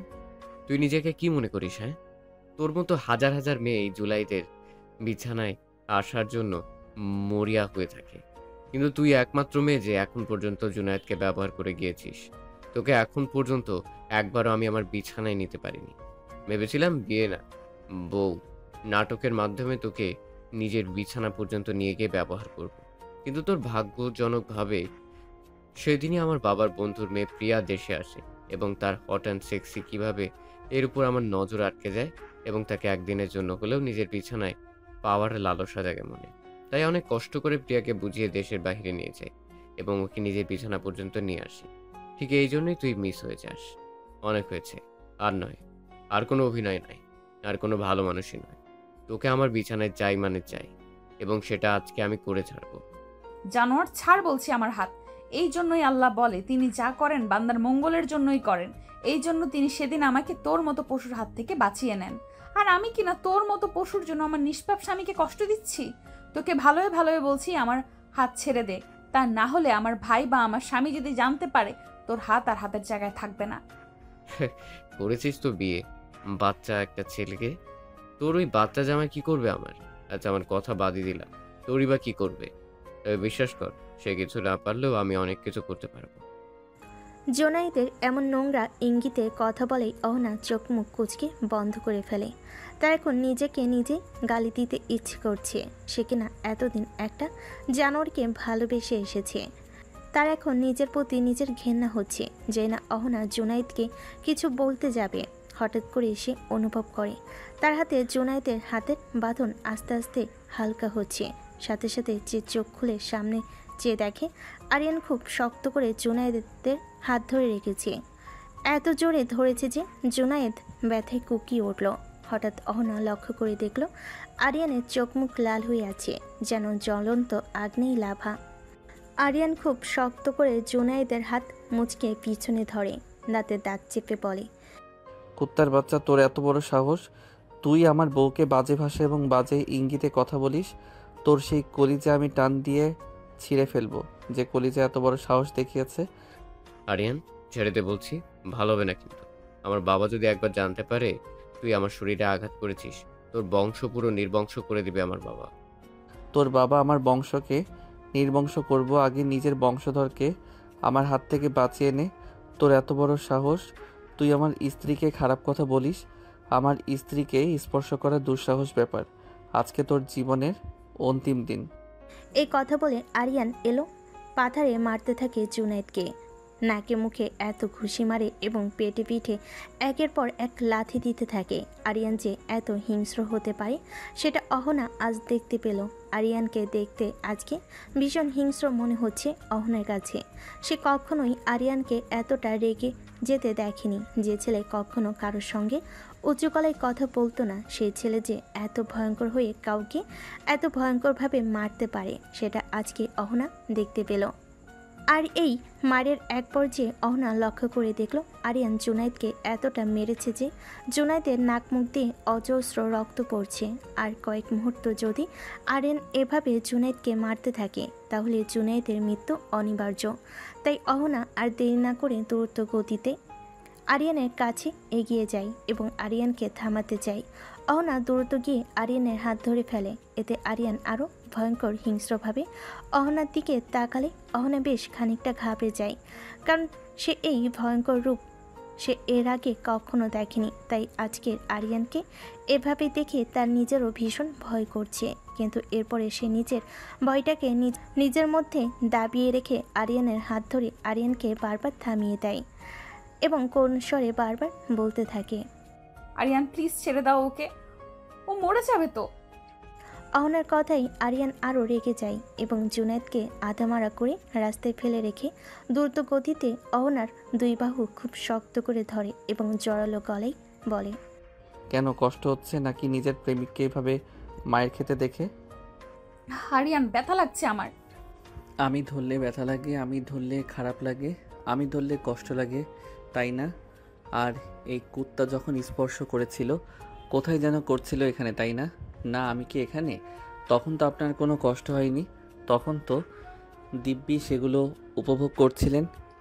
ছি আরিয়ান, কি ভুল সেটা। এগুলো তুমি কেন শুনতে খারাপ লাগছে? খুব খারাপ লাগছে তাই না? কিন্তু যখন এগুলো ঘটছিল তখন তো খারাপ লাগেনি, তাহলে এখন কেন বাঁচাতে চান তাকে? নাকি এখনও অনেক ভালোবাসা বাকি আছে যা খুব উতলে পড়তেছে, তাই না? আসলে আপনাদের মতো মেয়েরা এদের মতো জানোয়ারদের ডিজার্ভ করে। আপনারা কখনো কারো ভালোবাসার ডিজার্ভ করেন না। আমি আপনার আশেপাশে আসলে আপনার যেমন কষ্ট হয়, ঠিক তেমনি যখন আপনি এই জানোয়ারের বাচ্চার সঙ্গে আমার সামনে ডলাডলি করে বেড়াইতে, ঠিক তার চেয়ে কয়েক হাজার গুণ বেশি কষ্ট বুকের এইখানটাই হতো। কিন্তু কখনো বলতে পারিনি এই ভেবে, যদি আপনি মেনে না নেন আর কখনো আমাদের বাড়িতে না আসে, তাহলে যে আমি আপনাকে চোখের দেখা পাওয়ার দেখতে পারবো না। আমি যে বড্ড ভালোবাসি আপনাকে, কিন্তু আপনি সারা জীবন শুধু ইচ্ছে করে দূরে সরিয়ে রেখেছে। আর কথায় কথায় বাচ্চা বলেন না, ছোট বলেন না। কত ছোট আমি আপনার, খুব জোর করে 2 বছরের, এর থেকে তো মনে হয় না বেশি হবে। কিন্তু খোঁজ নিয়ে দেখেন, পৃথিবীতে এমন অনেক দম্পতি আছে যাদের বয়সের ডিফারেন্স অনেক বেশি, কিন্তু তারা কি সংসার করছে না? তারা কি নিজেদের ভালোবাসছে না? কিন্তু না, আমি যখনই আপনার কাছে ভালোবাসার পাগল হয়ে গিয়েছি, ততবারই আপনি আমাকে দূরে সরিয়ে দিয়েছেন, অপমান করেছেন, অবজ্ঞা করেছেন। আমাদের প্রিয় নবী হজরত মুহাম্মদ সাল্লাল্লাহু আলাইহি ওয়াসাল্লাম যখন হজরত খাদিজা রাদিয়াল্লাহু তাআলা আনহুরকে বিয়ে করেছিলেন, তাদের বয়সের পার্থক্যটা একটু জেনে নেবেন। তাহলে কেন আজকে আমাকে ভালোবাসতে পারবে না? কেন আপনি আমাকে মেনে নিতে পারেন না? কেন আপনি আমাকে বারবার দূরে সরিয়ে দিয়েছেন? অনেক হয়েছে, আর না, আমি আর আসবো না আপনার কাছে ভালোবাসার দাবি নিয়ে। আর কখনো করব না বিরক্ত, আপনাকে কথা দিলাম। কিন্তু বিশ্বাস করুন, এই দিনটার জন্য আপনি পস্তাবেন, খুব বেশি করে পস্তাবেন। এবং সেই দিন আর বেশি না দূরে নেই, যেদিন আপনি নিজেই আমার ভালোবাসা পাওয়ার জন্য ভিক্ষা চাইবে, কাঙাল হয়ে আমার কাছে আসবে, যেমনটা এখন আমি এসেছি আপনাকে কাছে আপনার কাছে বারবার, কিন্তু বারবার আপনি আমাকে প্রত্যাখ্যান করেছেন। কথাগুলো বলে আরিয়ান অহনাকে মৃদু ধাক্কা দিয়ে নিজের থেকে দূরে সরিয়ে দিয়ে উঠে দাঁড়ায় এবং টালমাটাল পায়ে এগিয়ে যেতে থাকে সামনের দিকে। পিছন থেকে অহনা যে তাকে কয়েকবার ডেকেছে, সেটা তার কান পর্যন্ত হয়তো বা পৌঁছায়নি, হয়তো বা পৌঁছেছে, কিন্তু সে উপেক্ষা করেছে। পরিস্থিতি বেসামাল দেখে ইমন দৌড়ে আবার আরিয়ানের পিছনে। মূলত তখন সে আরিয়ানের পিছনে পিছনে গিয়ে আরিয়ানকে অনেক বুঝিয়ে শান্ত করে নিয়ে রাস্তা দিয়ে বাড়ি ফিরছিল, কিন্তু হঠাৎ দেখে রাস্তার মাঝে একটা ছেলে একটা মেয়ের হাত ধরে তাকেই বিরক্ত করছে।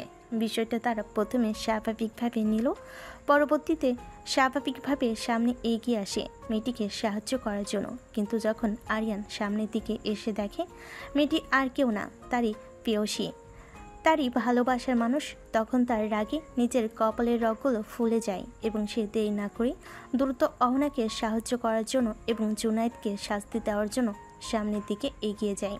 এই ঘটনায় অনেক দিন পেরিয়ে যায়। সেদিনের পর থেকে আরিয়ান পুরোপুরি অহনাকে উপেক্ষা করে চলে। সে আর অপ্রয়োজনে কখনো বিরক্ত করে না অহনাকে। সেই ঘটনার পর থেকে আরিয়ান এখন পর্যন্ত রাতে ঘুমালে কখনো আর অহনাকে বিরক্ত করে না। সে নিজেই এখন আর রুমে আসে না।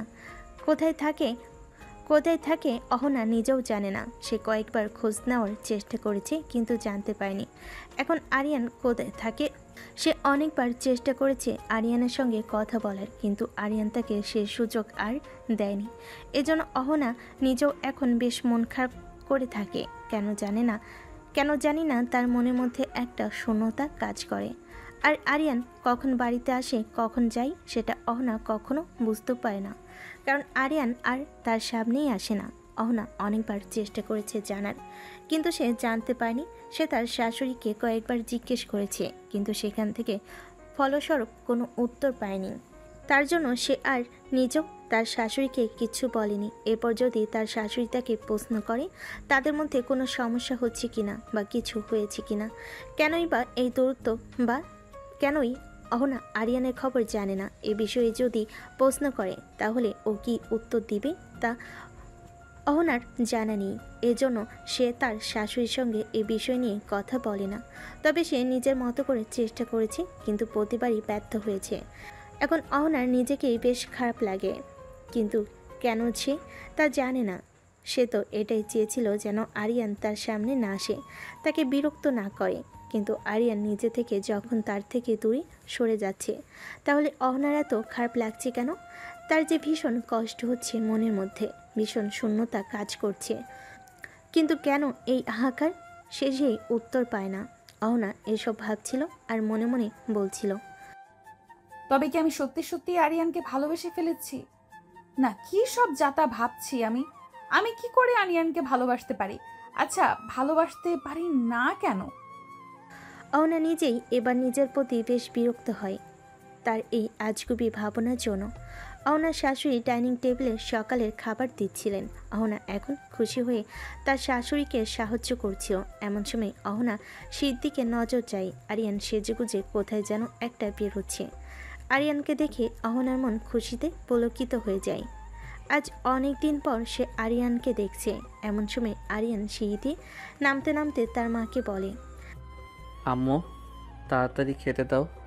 আজকে আমাকে একটু তাড়াতাড়ি বের হতে হবে, তাহলে গুরুত্বপূর্ণ কাজ আছে আজকে। তুমি একাই বেরোবে মানে? অহনা মামনিকে ইউনিভার্সিটিতে নিয়ে যাবে তো তাহলে? জানি না আব্বু, আজকে এমনিতেও আমি ইউনিভার্সিটিতে যাব না।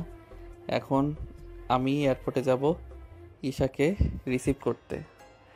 ঈশা মামনি ফিরে আসছে নাকি? কই, আগে তো বলিসনি। আগে তো আমি জানতাম না আব্বু, আসলে ও যে আসছে এটাও কাউকে বলেনি, ইভেন এমন কেউ না। সে আসলে সবাইকে সারপ্রাইজ পেতে চায়, তাই কাউকে কিছু বলেনি। কিন্তু হঠাৎ করে গত রাতে ফোন দিয়ে আমাকে সব কিছু বলেছে, কারণ সে অনেক দিন পরে আসছে। তাই সব কিছু ঠিকঠাক তুলতে পারবে কিনা এই নিয়ে ম্যাডাম ভীষণ চিন্তিত। বলিস কি রে বাবা, সত্যি ঈশা মামনি আসছে? হ্যাঁ আম্মু, সত্যি আসছে ম্যাডাম। এতক্ষণ ধরে অহনা খুব মনোযোগ সহকারে সকলের কথা শুনছিল, কিন্তু ঈশাকে এখন পর্যন্ত সে চিনতে পারেনি এবং কাকে নিয়ে বা কার আশা নিয়ে সকলের এত উৎসুক সেটাও সে বুঝতে পারছে না। তবে এতক্ষণ ধরে অহনা একটা বিষয় খুব ভালোভাবে লক্ষ্য করেছে। আরিয়ান তার বাবা মায়ের সঙ্গে কথা বলল, এখনও পর্যন্ত একটিবারের জন্য অহনার দিকে চোখ তুলে তাকায়নি বা লক্ষ্য করেনি তাকে। সে যে একটা মানুষ এখানে দাঁড়িয়ে আছে, তাকে আরিয়ান বুঝতে পারছে না নাকি বুঝতে চাইছে না। আরিয়ান খাওয়া দাওয়া করে দ্রুত বেরিয়ে পড়ে এবং আরিয়ান চলে যাওয়ার সাথে সাথেই অহনা তার শাশুড়ি এবং শ্বশুরকে প্রশ্ন করে বসে, আচ্ছা আব্বু আম্মু, এই ঈশা কে? ঈশা হলো আমার বোনের মেয়ে এবং আরিয়ান ইমনের ছোটবেলাকার বন্ধু ও খেলার সাথীও। ইমন এবং আরিয়ানও অহনার ছোটবেলা থেকেই খুব ভালো বন্ধু। তাদের ছেলেবেলা বেড়ে ওঠা এবং স্কুল কলেজ সবই একসাথে। তাদেরকে বলতে পারেন না তারা বন্ধু নাকি ভাই বোন। এভাবে কেটে যাচ্ছিল ওদের এসএসসি পরীক্ষার পরে। ওরা যখন কলেজে ভর্তি হয় তখন থেকে ঈশা পরিবর্তন হতে থাকে। ঈশার ব্যবহার কেমন যেন অদ্ভুত হতে থাকে। সে সবসময় আরিয়ানের সঙ্গে থাকতে চাইতে, ওর সঙ্গে ঘুরতে চাইতো, কথা বলতো। আরিয়ান এটা সহজভাবে নিত, কারণ সে ছোট থেকেই তাকে বান্ধবী এবং বোনের নজরে দেখেছে। তারা একে অপরে খেলার সাথী এবং বিপদের সঙ্গীও ছিল। কেউ কাউকে ছাড়া থাকতে পারতো না। কিন্তু কলেজ যাওয়ার পর যখন হঠাৎ করে কিসের পরিবর্তন লক্ষ্য করে ঈশা কেমন যেন আগের থেকে বেশি আরিয়ানকে সময় দিতে চাইতো। ওর কি ভালো লাগে, ওর কি খারাপ লাগে, ওকে নিয়ে বেশি পজিটিভ হয়ে যাচ্ছিল। বিষয়টা যখন আমাদের বোধগম্য হওয়ার উপক্রম, সেই সময় হঠাৎই ঈশা আরিয়ানকে প্রপোজ করে বসে। আসলে সেদিন ছিল আরিয়ানের জন্মদিন এবং সেদিন ওরা এসেছিল আমাদের বাড়িতে। তোমরা যখন সবাই চলে গিয়েছিলে তখন আরিয়ান কেন যেন মন খারাপ করে নিজের ঘরে বসেছিল। এমন সময় ঈশা আরিয়ানের ঘরে যায় এবং আরিয়ানকে মন খারাপ দেখে তার মন ভালো করার জন্য অনেক চেষ্টা করে। কিন্তু কেন যেন আরিয়ান খুব রেগেছিল। কেন রেগেছিল, কিসের জন্য রেগেছিল, এটা আমরা কেউ জানতাম না। এবং এসব বুঝতে না পেরে সে আরিয়ানের জন্মদিনের জন্য তার মনের কথা আরিয়ানকে জানায়। কিন্তু হঠাৎ করেই আরিয়ান ঈশাকে না করে দেয়, কারণ সে নাকি অন্য কাউকে ভালোবাসে। এই কথাটি শুনে আমরা নিজেরাও ভীষণ অবাক হয়েছিলাম, কিন্তু তখন ছেলে নতুন করে কিছু বলতে পারেনি। ঈশা আরিয়ানের কাছ থেকে এই কথাটি শোনার পর ভীষণ ভেঙে পড়ে এবং অনেক কান্নাও করে। তারপর সে তাদের ইন্টার পরীক্ষার পর IELTS করে স্কলারশিপ নিয়ে অস্ট্রেলিয়া চলে যায় স্টুডেন্ট হিসাবে পড়াশোনার জন্য। কারণ তার মন্তব্য, সে যদি আরিয়ানের সামনে থাকে তাহলে কখনোই সে ভালো থাকবে না এবং পড়াশোনায় মনোযোগীও হতে পারবে না। কিন্তু আজ 3 বছর পরে সে দেশে ফিরছে। কিন্তু আল্লাহর কাছে লাখো লাখো শুকরিয়া যে সে ঘটনার পরে তাদের বন্ধুত্বের কোনো পরিবর্তন হয়নি। আরিয়ান অন্য কাউকে ভালোবাসে মানে? এই কথাটি শুনে আমি নিজেও অবাক হয়েছিলাম। অনেকবার জিজ্ঞাসাও করেছি সে কাকে ভালোবাসে, কিন্তু সবসময় উত্তর দিয়েছে সময় হলে তোমাদের সামনে হাজির করব। কিন্তু সময় আর হলো কই। এরপর তোমার বিয়েতে যখন সে অ্যাক্সিডেন্ট ঘটে, তারপরে আমি তার সাথে কথা বলেছিলাম যে সে এই বিয়েতে রাজি কিনা এবং মন থেকে পৌঁছেছে কিনা। আসলে মামনি সেদিন সে স্বীকার করেছিল আমার কাছে যে সে অন্য কাউকে না, তোমাকেই ভালোবাসে, খুব বেশি ভালোবাসে। বিষয়টা আমিও আন্দাজ করেছিলাম, কারণ মায়ের মন তো। তুমি কখনো আমাদের বাড়িতে আসতে ওর চোখে বলে দিতে সে কতটা আগ্রহ এবং আকুলতা নিয়ে তোমাকে দেখতো। ওর চোখের ভাষা কি আমি বুঝতে পারতাম। শোনো মা, আমার ছেলেরা হয়তো চাপা, নিজের মনের কথা অন্যকে প্রকাশ করতে পারে না, বোঝাতেও পারেনি, কিন্তু সেটা সত্যি তোমাকে ভীষণ ভালোবাসে। আরিয়ানের মা অহনার সঙ্গে কথা বলা শেষ করে অহনার মাথায় হাত বুলিয়ে দিয়ে সব কিছু গুছিয়ে আবার রান্নাঘরের দিকে চলে যায় সেগুলো রাখার জন্য। কিন্তু অহনা এখনও সেখানে ঠাই মূর্তির মতো দাঁড়িয়ে থাকে আর মনে মনে ভাবে, এই ছেলে এমন কেন? সে এত আগে থেকে আমাকে ভালোবাসে, কই কখনো তো সে ভালোবাসার দাবি নিয়ে আমার সামনে দাঁড়ায়নি, কখনো আমাকে বলেনি বা বুঝতে দেয়নি। এরপর অহনা মনে মনে কিছু একটা ভেবে মুচকি হাসি দিয়ে সেখান থেকে চলে যায়। বেশ কিছুক্ষণ পরে সকাল থেকে দুপুর হয়ে যায়। এমন সময় আরিয়ানা একটা মেয়েকে নিয়ে বাড়িতে ফিরে আসে। মেয়েটা দেখতে অনেক স্মার্ট এবং সুন্দরীও বটে। মেয়েটি এসে আরিয়ানের বাবা মাকে সালাম দেয়। আসসালামু আলাইকুম আন্টি, কেমন আছো তুমি? ওয়ালাইকুম আসসালাম। কেমন আছে? সেই খবর নেওয়ার মতো সময় কি মানুষের আছে? তারা কত ব্যস্ত। কি যে বলো না আন্টি, তোমাদের কথা আমার সবসময় মনে পড়ে, তো সব থেকে বেশি গাধাটার কথা, কিন্তু তোমাদের আর বিরক্ত করতে চাইনি। বিরক্ত? আরে পাগলি মেয়েরা কখনো বাবা মাকে বিরক্ত করে না। অবশ্য তুমি সেটা বুঝবে কি করে?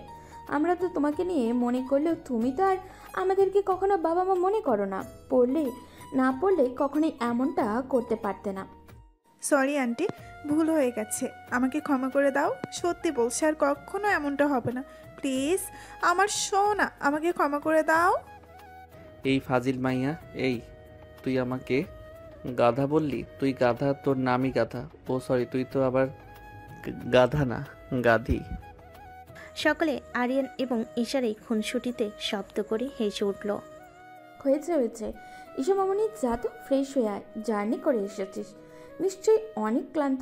আমি তোদের খাবার দিচ্ছি। কি যে বলো না আন্টি, ক্লান্ত মানে? এখন তো আরও এনার্জি খুঁজে পেয়েছে, এখন তো তোমাদের অনেক জ্বালাবো, অনেক। আর সব থেকে বেশি জ্বালাবো তোমার এই গাধাটাকে। আমাকে গাধি বলা, তাই না? দেখছি এবার গাধি কি করতে পারে। আইসে আমার নানি রে, আমার খবর করতে যা তো, যা এখান থেকে যা। রাস্তা দিয়ে এসেছো, সেই রাস্তা দিয়ে কেটে পড়ো। দেখেছো আঙ্কেল, তোমার ছেলে আমাকে কিভাবে তাড়িয়ে দিচ্ছে, তুমি এখনো কিছু বলবে না? এই আরিয়ান, কি হচ্ছেটা কি? কেন আমার মামনিটাকে এইভাবে বিরক্ত করছো? সকলে যখন নিজেদের মধ্যে হাসি আর খুনসুটিতে ব্যস্ত, এমন সময় হঠাৎ ঈশার নজর যায় এক কোণে দাঁড়িয়ে থাকা অহনার দিকে এবং সে অহনার দিকে এগিয়ে গিয়ে অজ্ঞাত স্বরে বলে, এই তুমি কে? তোমাকে তো চিনলাম না। মামনি, ও হলো আরিয়ানের বউ আর আমাদের আরেকটা মেয়ে। Oh, you are the lucky girl.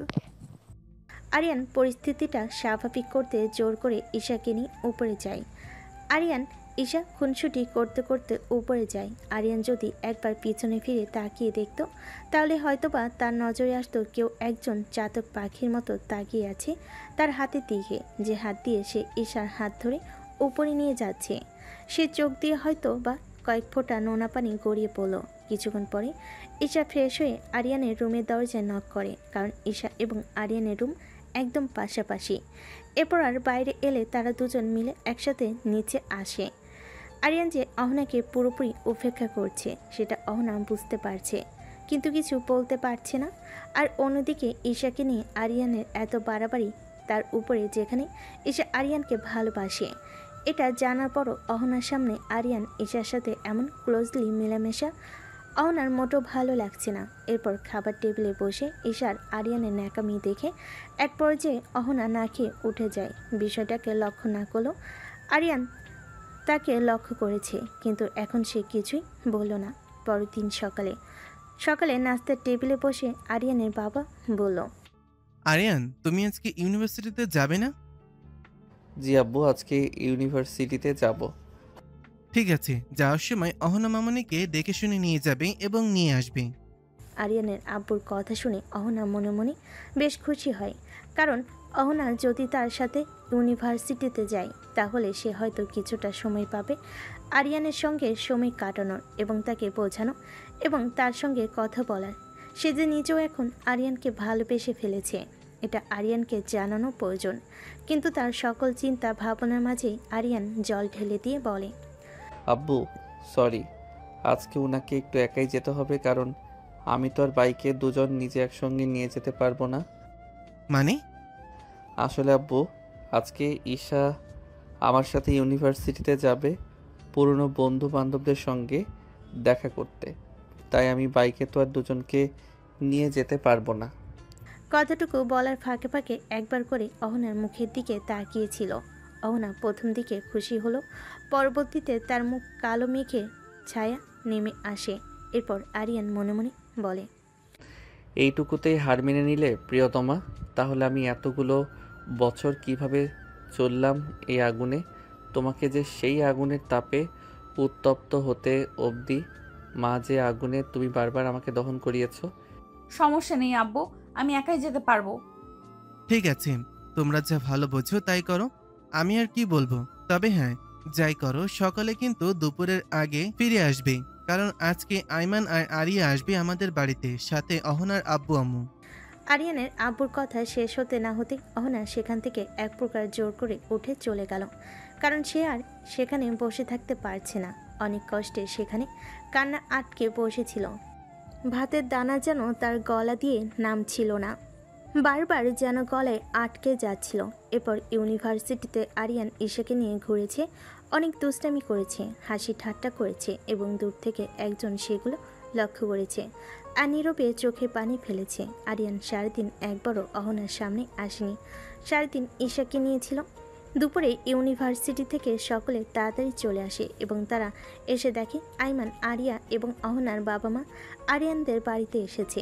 Ahana তার বাবা মা এবং ভাইয়ের সাথে অনেক আবেগঘন কিছু মুহূর্ত পার করে। সে পুকুরে চলে যায় এবং সবাইকে বিদায় জানিয়ে এই পুরোটা সময় সকলেই নিজেদের মতো নিজেরাই সময় পার করলেও একজন প্রথম থেকেই অহনাকে লক্ষ্য করে বেশ অবাক হয়। অহনা এমন চুপচাপ এবং মনমরা বা শান্ত থাকার মেয়ে নয়, তাহলে এমন করছে কেন? তার কি কিছু হয়েছে? তাই অহনা সকলের আড়ালে নিজের ঘরে চলে যেতে চাইলে তার পিছু পিছু আরিয়াও সকলের থেকে বিদায় নিয়ে তার পিছু পিছু ঘরে যায়। আসতে পারি? আরে ভাবি, অনুমতি নিতে হবে না, চলে আসো। তুমি তো আগে কখনো আমার ঘরে আসার জন্য অনুমতি নাও নাই, তাহলে এখন কেন নিচ্ছ? আরে আগে তো নন্দিনী একলাই থাকতো, এখন তো আর সেই সময় নেই। এখন তো ভাইয়ের বউ যেহেতু থাকবে, সে তো ভাইয়ের ঘরে আসার জন্য নক করে আসাটাই বুদ্ধিমানের কাজ। তাই বুঝি ননদকে পর করে ভাইয়াকে আপন করে নিলে ভাবি? আচ্ছা ঠিক আছে, সরি বাবা, ভুল হয়েছে। আচ্ছা তুমি এখন বলো তো তোমার কি হয়েছে? আমার আবার কি হবে? কিচ্ছু না। দেখো অহনা, তুমি অন্যজনকে বোকা বানাতে পারলেও আমাকে বোকা বানাতে পারবে না। বলো কি হয়েছে? এতদিনের এই চাপা অনুভূতিগুলো আর লুকিয়ে রাখতে পারল না অহনা। আরিয়াকে জড়িয়ে ধরল এবং বলতে শুরু করলো, আমার আর ভালো লাগছে না ভাবি। 1 মাস হতে চললো তোমার ভাই আমার সঙ্গে ঠিকমতো কথা বলে না, আমি বলতে চাইলে সে সুযোগ দেয় না, সে তো ঘরেই আসে না। আপনার ঘরে না আমার কোনো খোঁজ নিয়েছে। তুমি নিজেও তো এটাই চাইতে। চাইতাম বলে কি চাওয়ার কোনো পরিবর্তন হতে নেই ভাবি? তবে কি ভালোবাসো আমার ভাইটিকে? জানি না কবে কখন কিভাবে হয়েছে, তবে এই সর্বনাশটা হয়েছে। আমি আসক্ত হয়েছি তোমার ভাইকে। সত্যি বলছি ভাবি, আমি তাহলে পুরো শেষ হয়ে যাচ্ছি। এই তাহবানার দিকে বাঁচার জন্য হলে তোমার ভাইকে আমার লাগবে। আমি কি কথা বলবো ভাইয়ের সাথে? ভীষণ করে লাগবে। না ভাবি, আমাকে কিছু একটা করতে হবে। আমাকে আমার অধিকারটা বুঝে নিতে হবে। অহনা আর আরিয়া বেশ কিছুক্ষণ একইভাবে বসে গল্প করছিল। অহনা আরিয়াকে জড়িয়ে ধরে বসেছিল এবং আরিয়া অহনার মাথায় যত্ন সহকারে হাত বুলিয়ে দিচ্ছিল। রাতে খাবার টেবিলে বসে সকলে খাচ্ছিল এবং নিজেদের মধ্যে টুকটাক কথা বলছিল। কিন্তু অন্যদিকে আরিয়ান এবং ঈশা একজন আরেকজনের খাবার প্লেটে খুব যত্ন করে খাবার তুলে দিচ্ছে, যেটা আরেকজনের সহ্য হয়নি। তাই সে খাবার থেকে উঠে যায়। হুট করে অহনা উঠে পড়তে সকলে তার দিকে তাকায় এবং জিজ্ঞেস করে সে উঠে গেছে কেন, কিন্তু সে তাদেরকে এই বাহানা দিয়ে সেখান থেকে চলে আসে। কিন্তু পুরো বিষয়টা আরিয়া ঠিকই বুঝতে পারে এবং মনে মনে হাসে আর বলে, এই দুই পাগল ভাঙবে তবুও মচকাবে না। রাতে খাবার শেষে আইমান, আরিয়ান, ঈশা এবং অহনা ছাদে বসে আড্ডা দিচ্ছিল। আইমনও আরিয়া এবং অহনার বাবা মা আজকে আরিয়ানদের বাড়িতে থাকবে। আগামীকাল সকালে তারা ফিরবে, সেজন্য রাতে তারা ছাদে বসে আড্ডা দিচ্ছিল।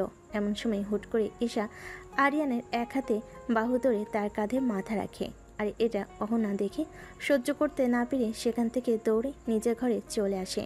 অহনা সেখান থেকে চলে যেতেই আরিয়ানকে উদ্দেশ্য করে বলে, ভাই এবার কি বিষয়টা বাড়াবাড়ি হয়ে যাচ্ছে না? আরিয়ার কথা শুনে আইমনও, আরিয়ান এবং ঈশা তিনজনেই বুঝতে পারে এবার বিষয়টা সত্যি সত্যি বাড়াবাড়ি পর্যায়ে চলে যাচ্ছে। এরপর আরিয়ান নিজেও সবার থেকে বিদায় নিয়ে চলে আসে। আরিয়ান সবার থেকে বিদায় নিয়ে নিজে সবার আগে রান্নাঘরে আসে এবং সেখান থেকে একটা প্লেটে খাবার নিয়ে নিজের রুমের দিকে যেতে থাকে। আরিয়ান এসে দেখে পুরো রুম অন্ধকার করা, তাই সে খাবারের প্লেটটা টেবিলের উপর রেখে ঘরে লাইট অন করে। হঠাৎ করে ঘরে লাইট জ্বলে ওঠে। অহনা বালিশের থেকে মুখ তুলে দ্রুত চোখের পানি মুছে ফেলে, কিন্তু অহনা দ্রুত মুছতে চাইলেও আরিয়ান ঠিকই সেটা দেখে ফেলে। এরপর আরিয়ান ঘরের দরজাটা লাগিয়ে দিয়ে বিছানার কাছে গিয়ে অহনার সামনে বসে। কি হয়েছে আপু, আপনি কান্না করছেন কেন? আগে তো মনে আগুন, তারপর হুট করে আরিয়ানের মুখে আপুর সম্বোধন শুনে অহনার চট করে উঠে আরিয়ানের গলা চেপে ধরে টান দিয়ে একদম নিজের মুখের কাছে নিয়ে এসে রাগে গজগজ করে বলে ওঠে, এই ছেলে, এই তোর আপু কে? হ্যাঁ কেন আপু? আপনি তো বলেছেন আপনি আমার সিনিয়র বড় আপু, আপনাকে সম্মান দিতে, তাই তো আমি আপনাকে সম্মান দিচ্ছি। কিন্তু এটাতেও সমস্যা? আমি ফোন তো করেছি, বলুন তো যা করি তাতেই আপনার সমস্যা? আর একবার যদি তোর এই গলা দিয়ে আপু ডাক বেরিয়েছে তো এখানেই মেরে পুঁতে রেখে দেবো বলে দিলাম। আরে আরে আপু, করছেনটা কি? ব্যথা পাচ্ছি তো। আর এতদিন তুই যে আমাকে এত ব্যথা দিয়েছিস তার বেলায় ব্যথা? এত যে নিজেকে আড়াল করে রেখেছিস আমার থেকে, ওই ঈশানা ভিসার সাথে সারাদিন ঘেঁষাঘেঁষি করে বেরিয়েছিস, আমাকে উপেক্ষা করেছিস। তুই জানিস আমার কত কষ্ট হয়েছে? কেন কষ্ট হয়েছে কেন? আপনি না নিজেই চাইতেন আমি যেন আপনার থেকে দূরে দূরে থাকি? তাহলে জানি না কেন, তবে কষ্ট হয়েছে। আচ্ছা ঠিক আছে, আর জানতে হবে না আপনাকে। বসুন।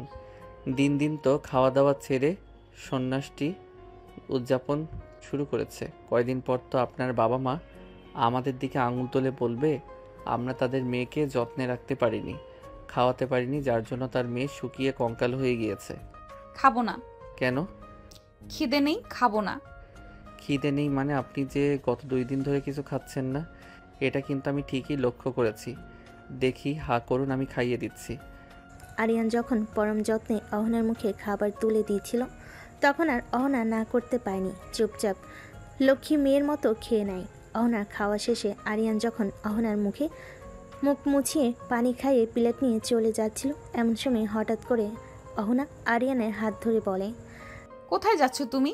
প্লেটগুলো রাখতে হবে তো, এগুলো রেখে আসতে যাচ্ছে। না, যেতে হবে না, আমি সকালে রেখে দিব। রেখে দাও ওখানে। কি আজব, এমন বাচ্চাদের মতো করছো কেন তুমি? আরিয়ানের কথা শুনে আবারও অহনা রেগে যায় এবং আরিয়ানের শার্টের কলার ধরে হ্যাঁচকা টান দিতেই আরিয়ান তাল সামলাতে না পেরে ব্যালেন্স হারিয়ে অহনার উপর পড়ে যায়। সাথে সাথে আরিয়ান উঠে দাঁড়িয়ে বলে, সরি সত্যি বলছি, আজকে আমি ইচ্ছে করে কিছু বলিনি বা করিনি। আসলে তুমি হুট করে টান দিয়েছো তাই। আরিয়ানের কথা শেষ হতে না হতে অহনা আবারও টান দিয়ে আরিয়ানকে নিয়ে খাটের উপর ফেলে দেয়। এবার সে নিজেই আরিয়ানের বুকের উপর চড়ে বসে এবং আরিয়ানকে কোনো কথা বলার সুযোগ না দিয়ে আরিয়ানের ঠোঁট আঁকড়ে ধরে নিজের ঠোঁট দিয়ে। মিনিট কয়েক পর ছেড়ে দিলে দুজনেই কাঁপতে থাকে। প্রথম দিকে আরিয়ান আশঙ্কিক আক্রমণে ভ্যাপা খেলেও পরবর্তীতে আর কিছু বলতে পারেনি। আরিয়ান এবং অহনা দুজনেই পাশাপাশি শুয়ে ছাদের দিকে তাকিয়েছিল।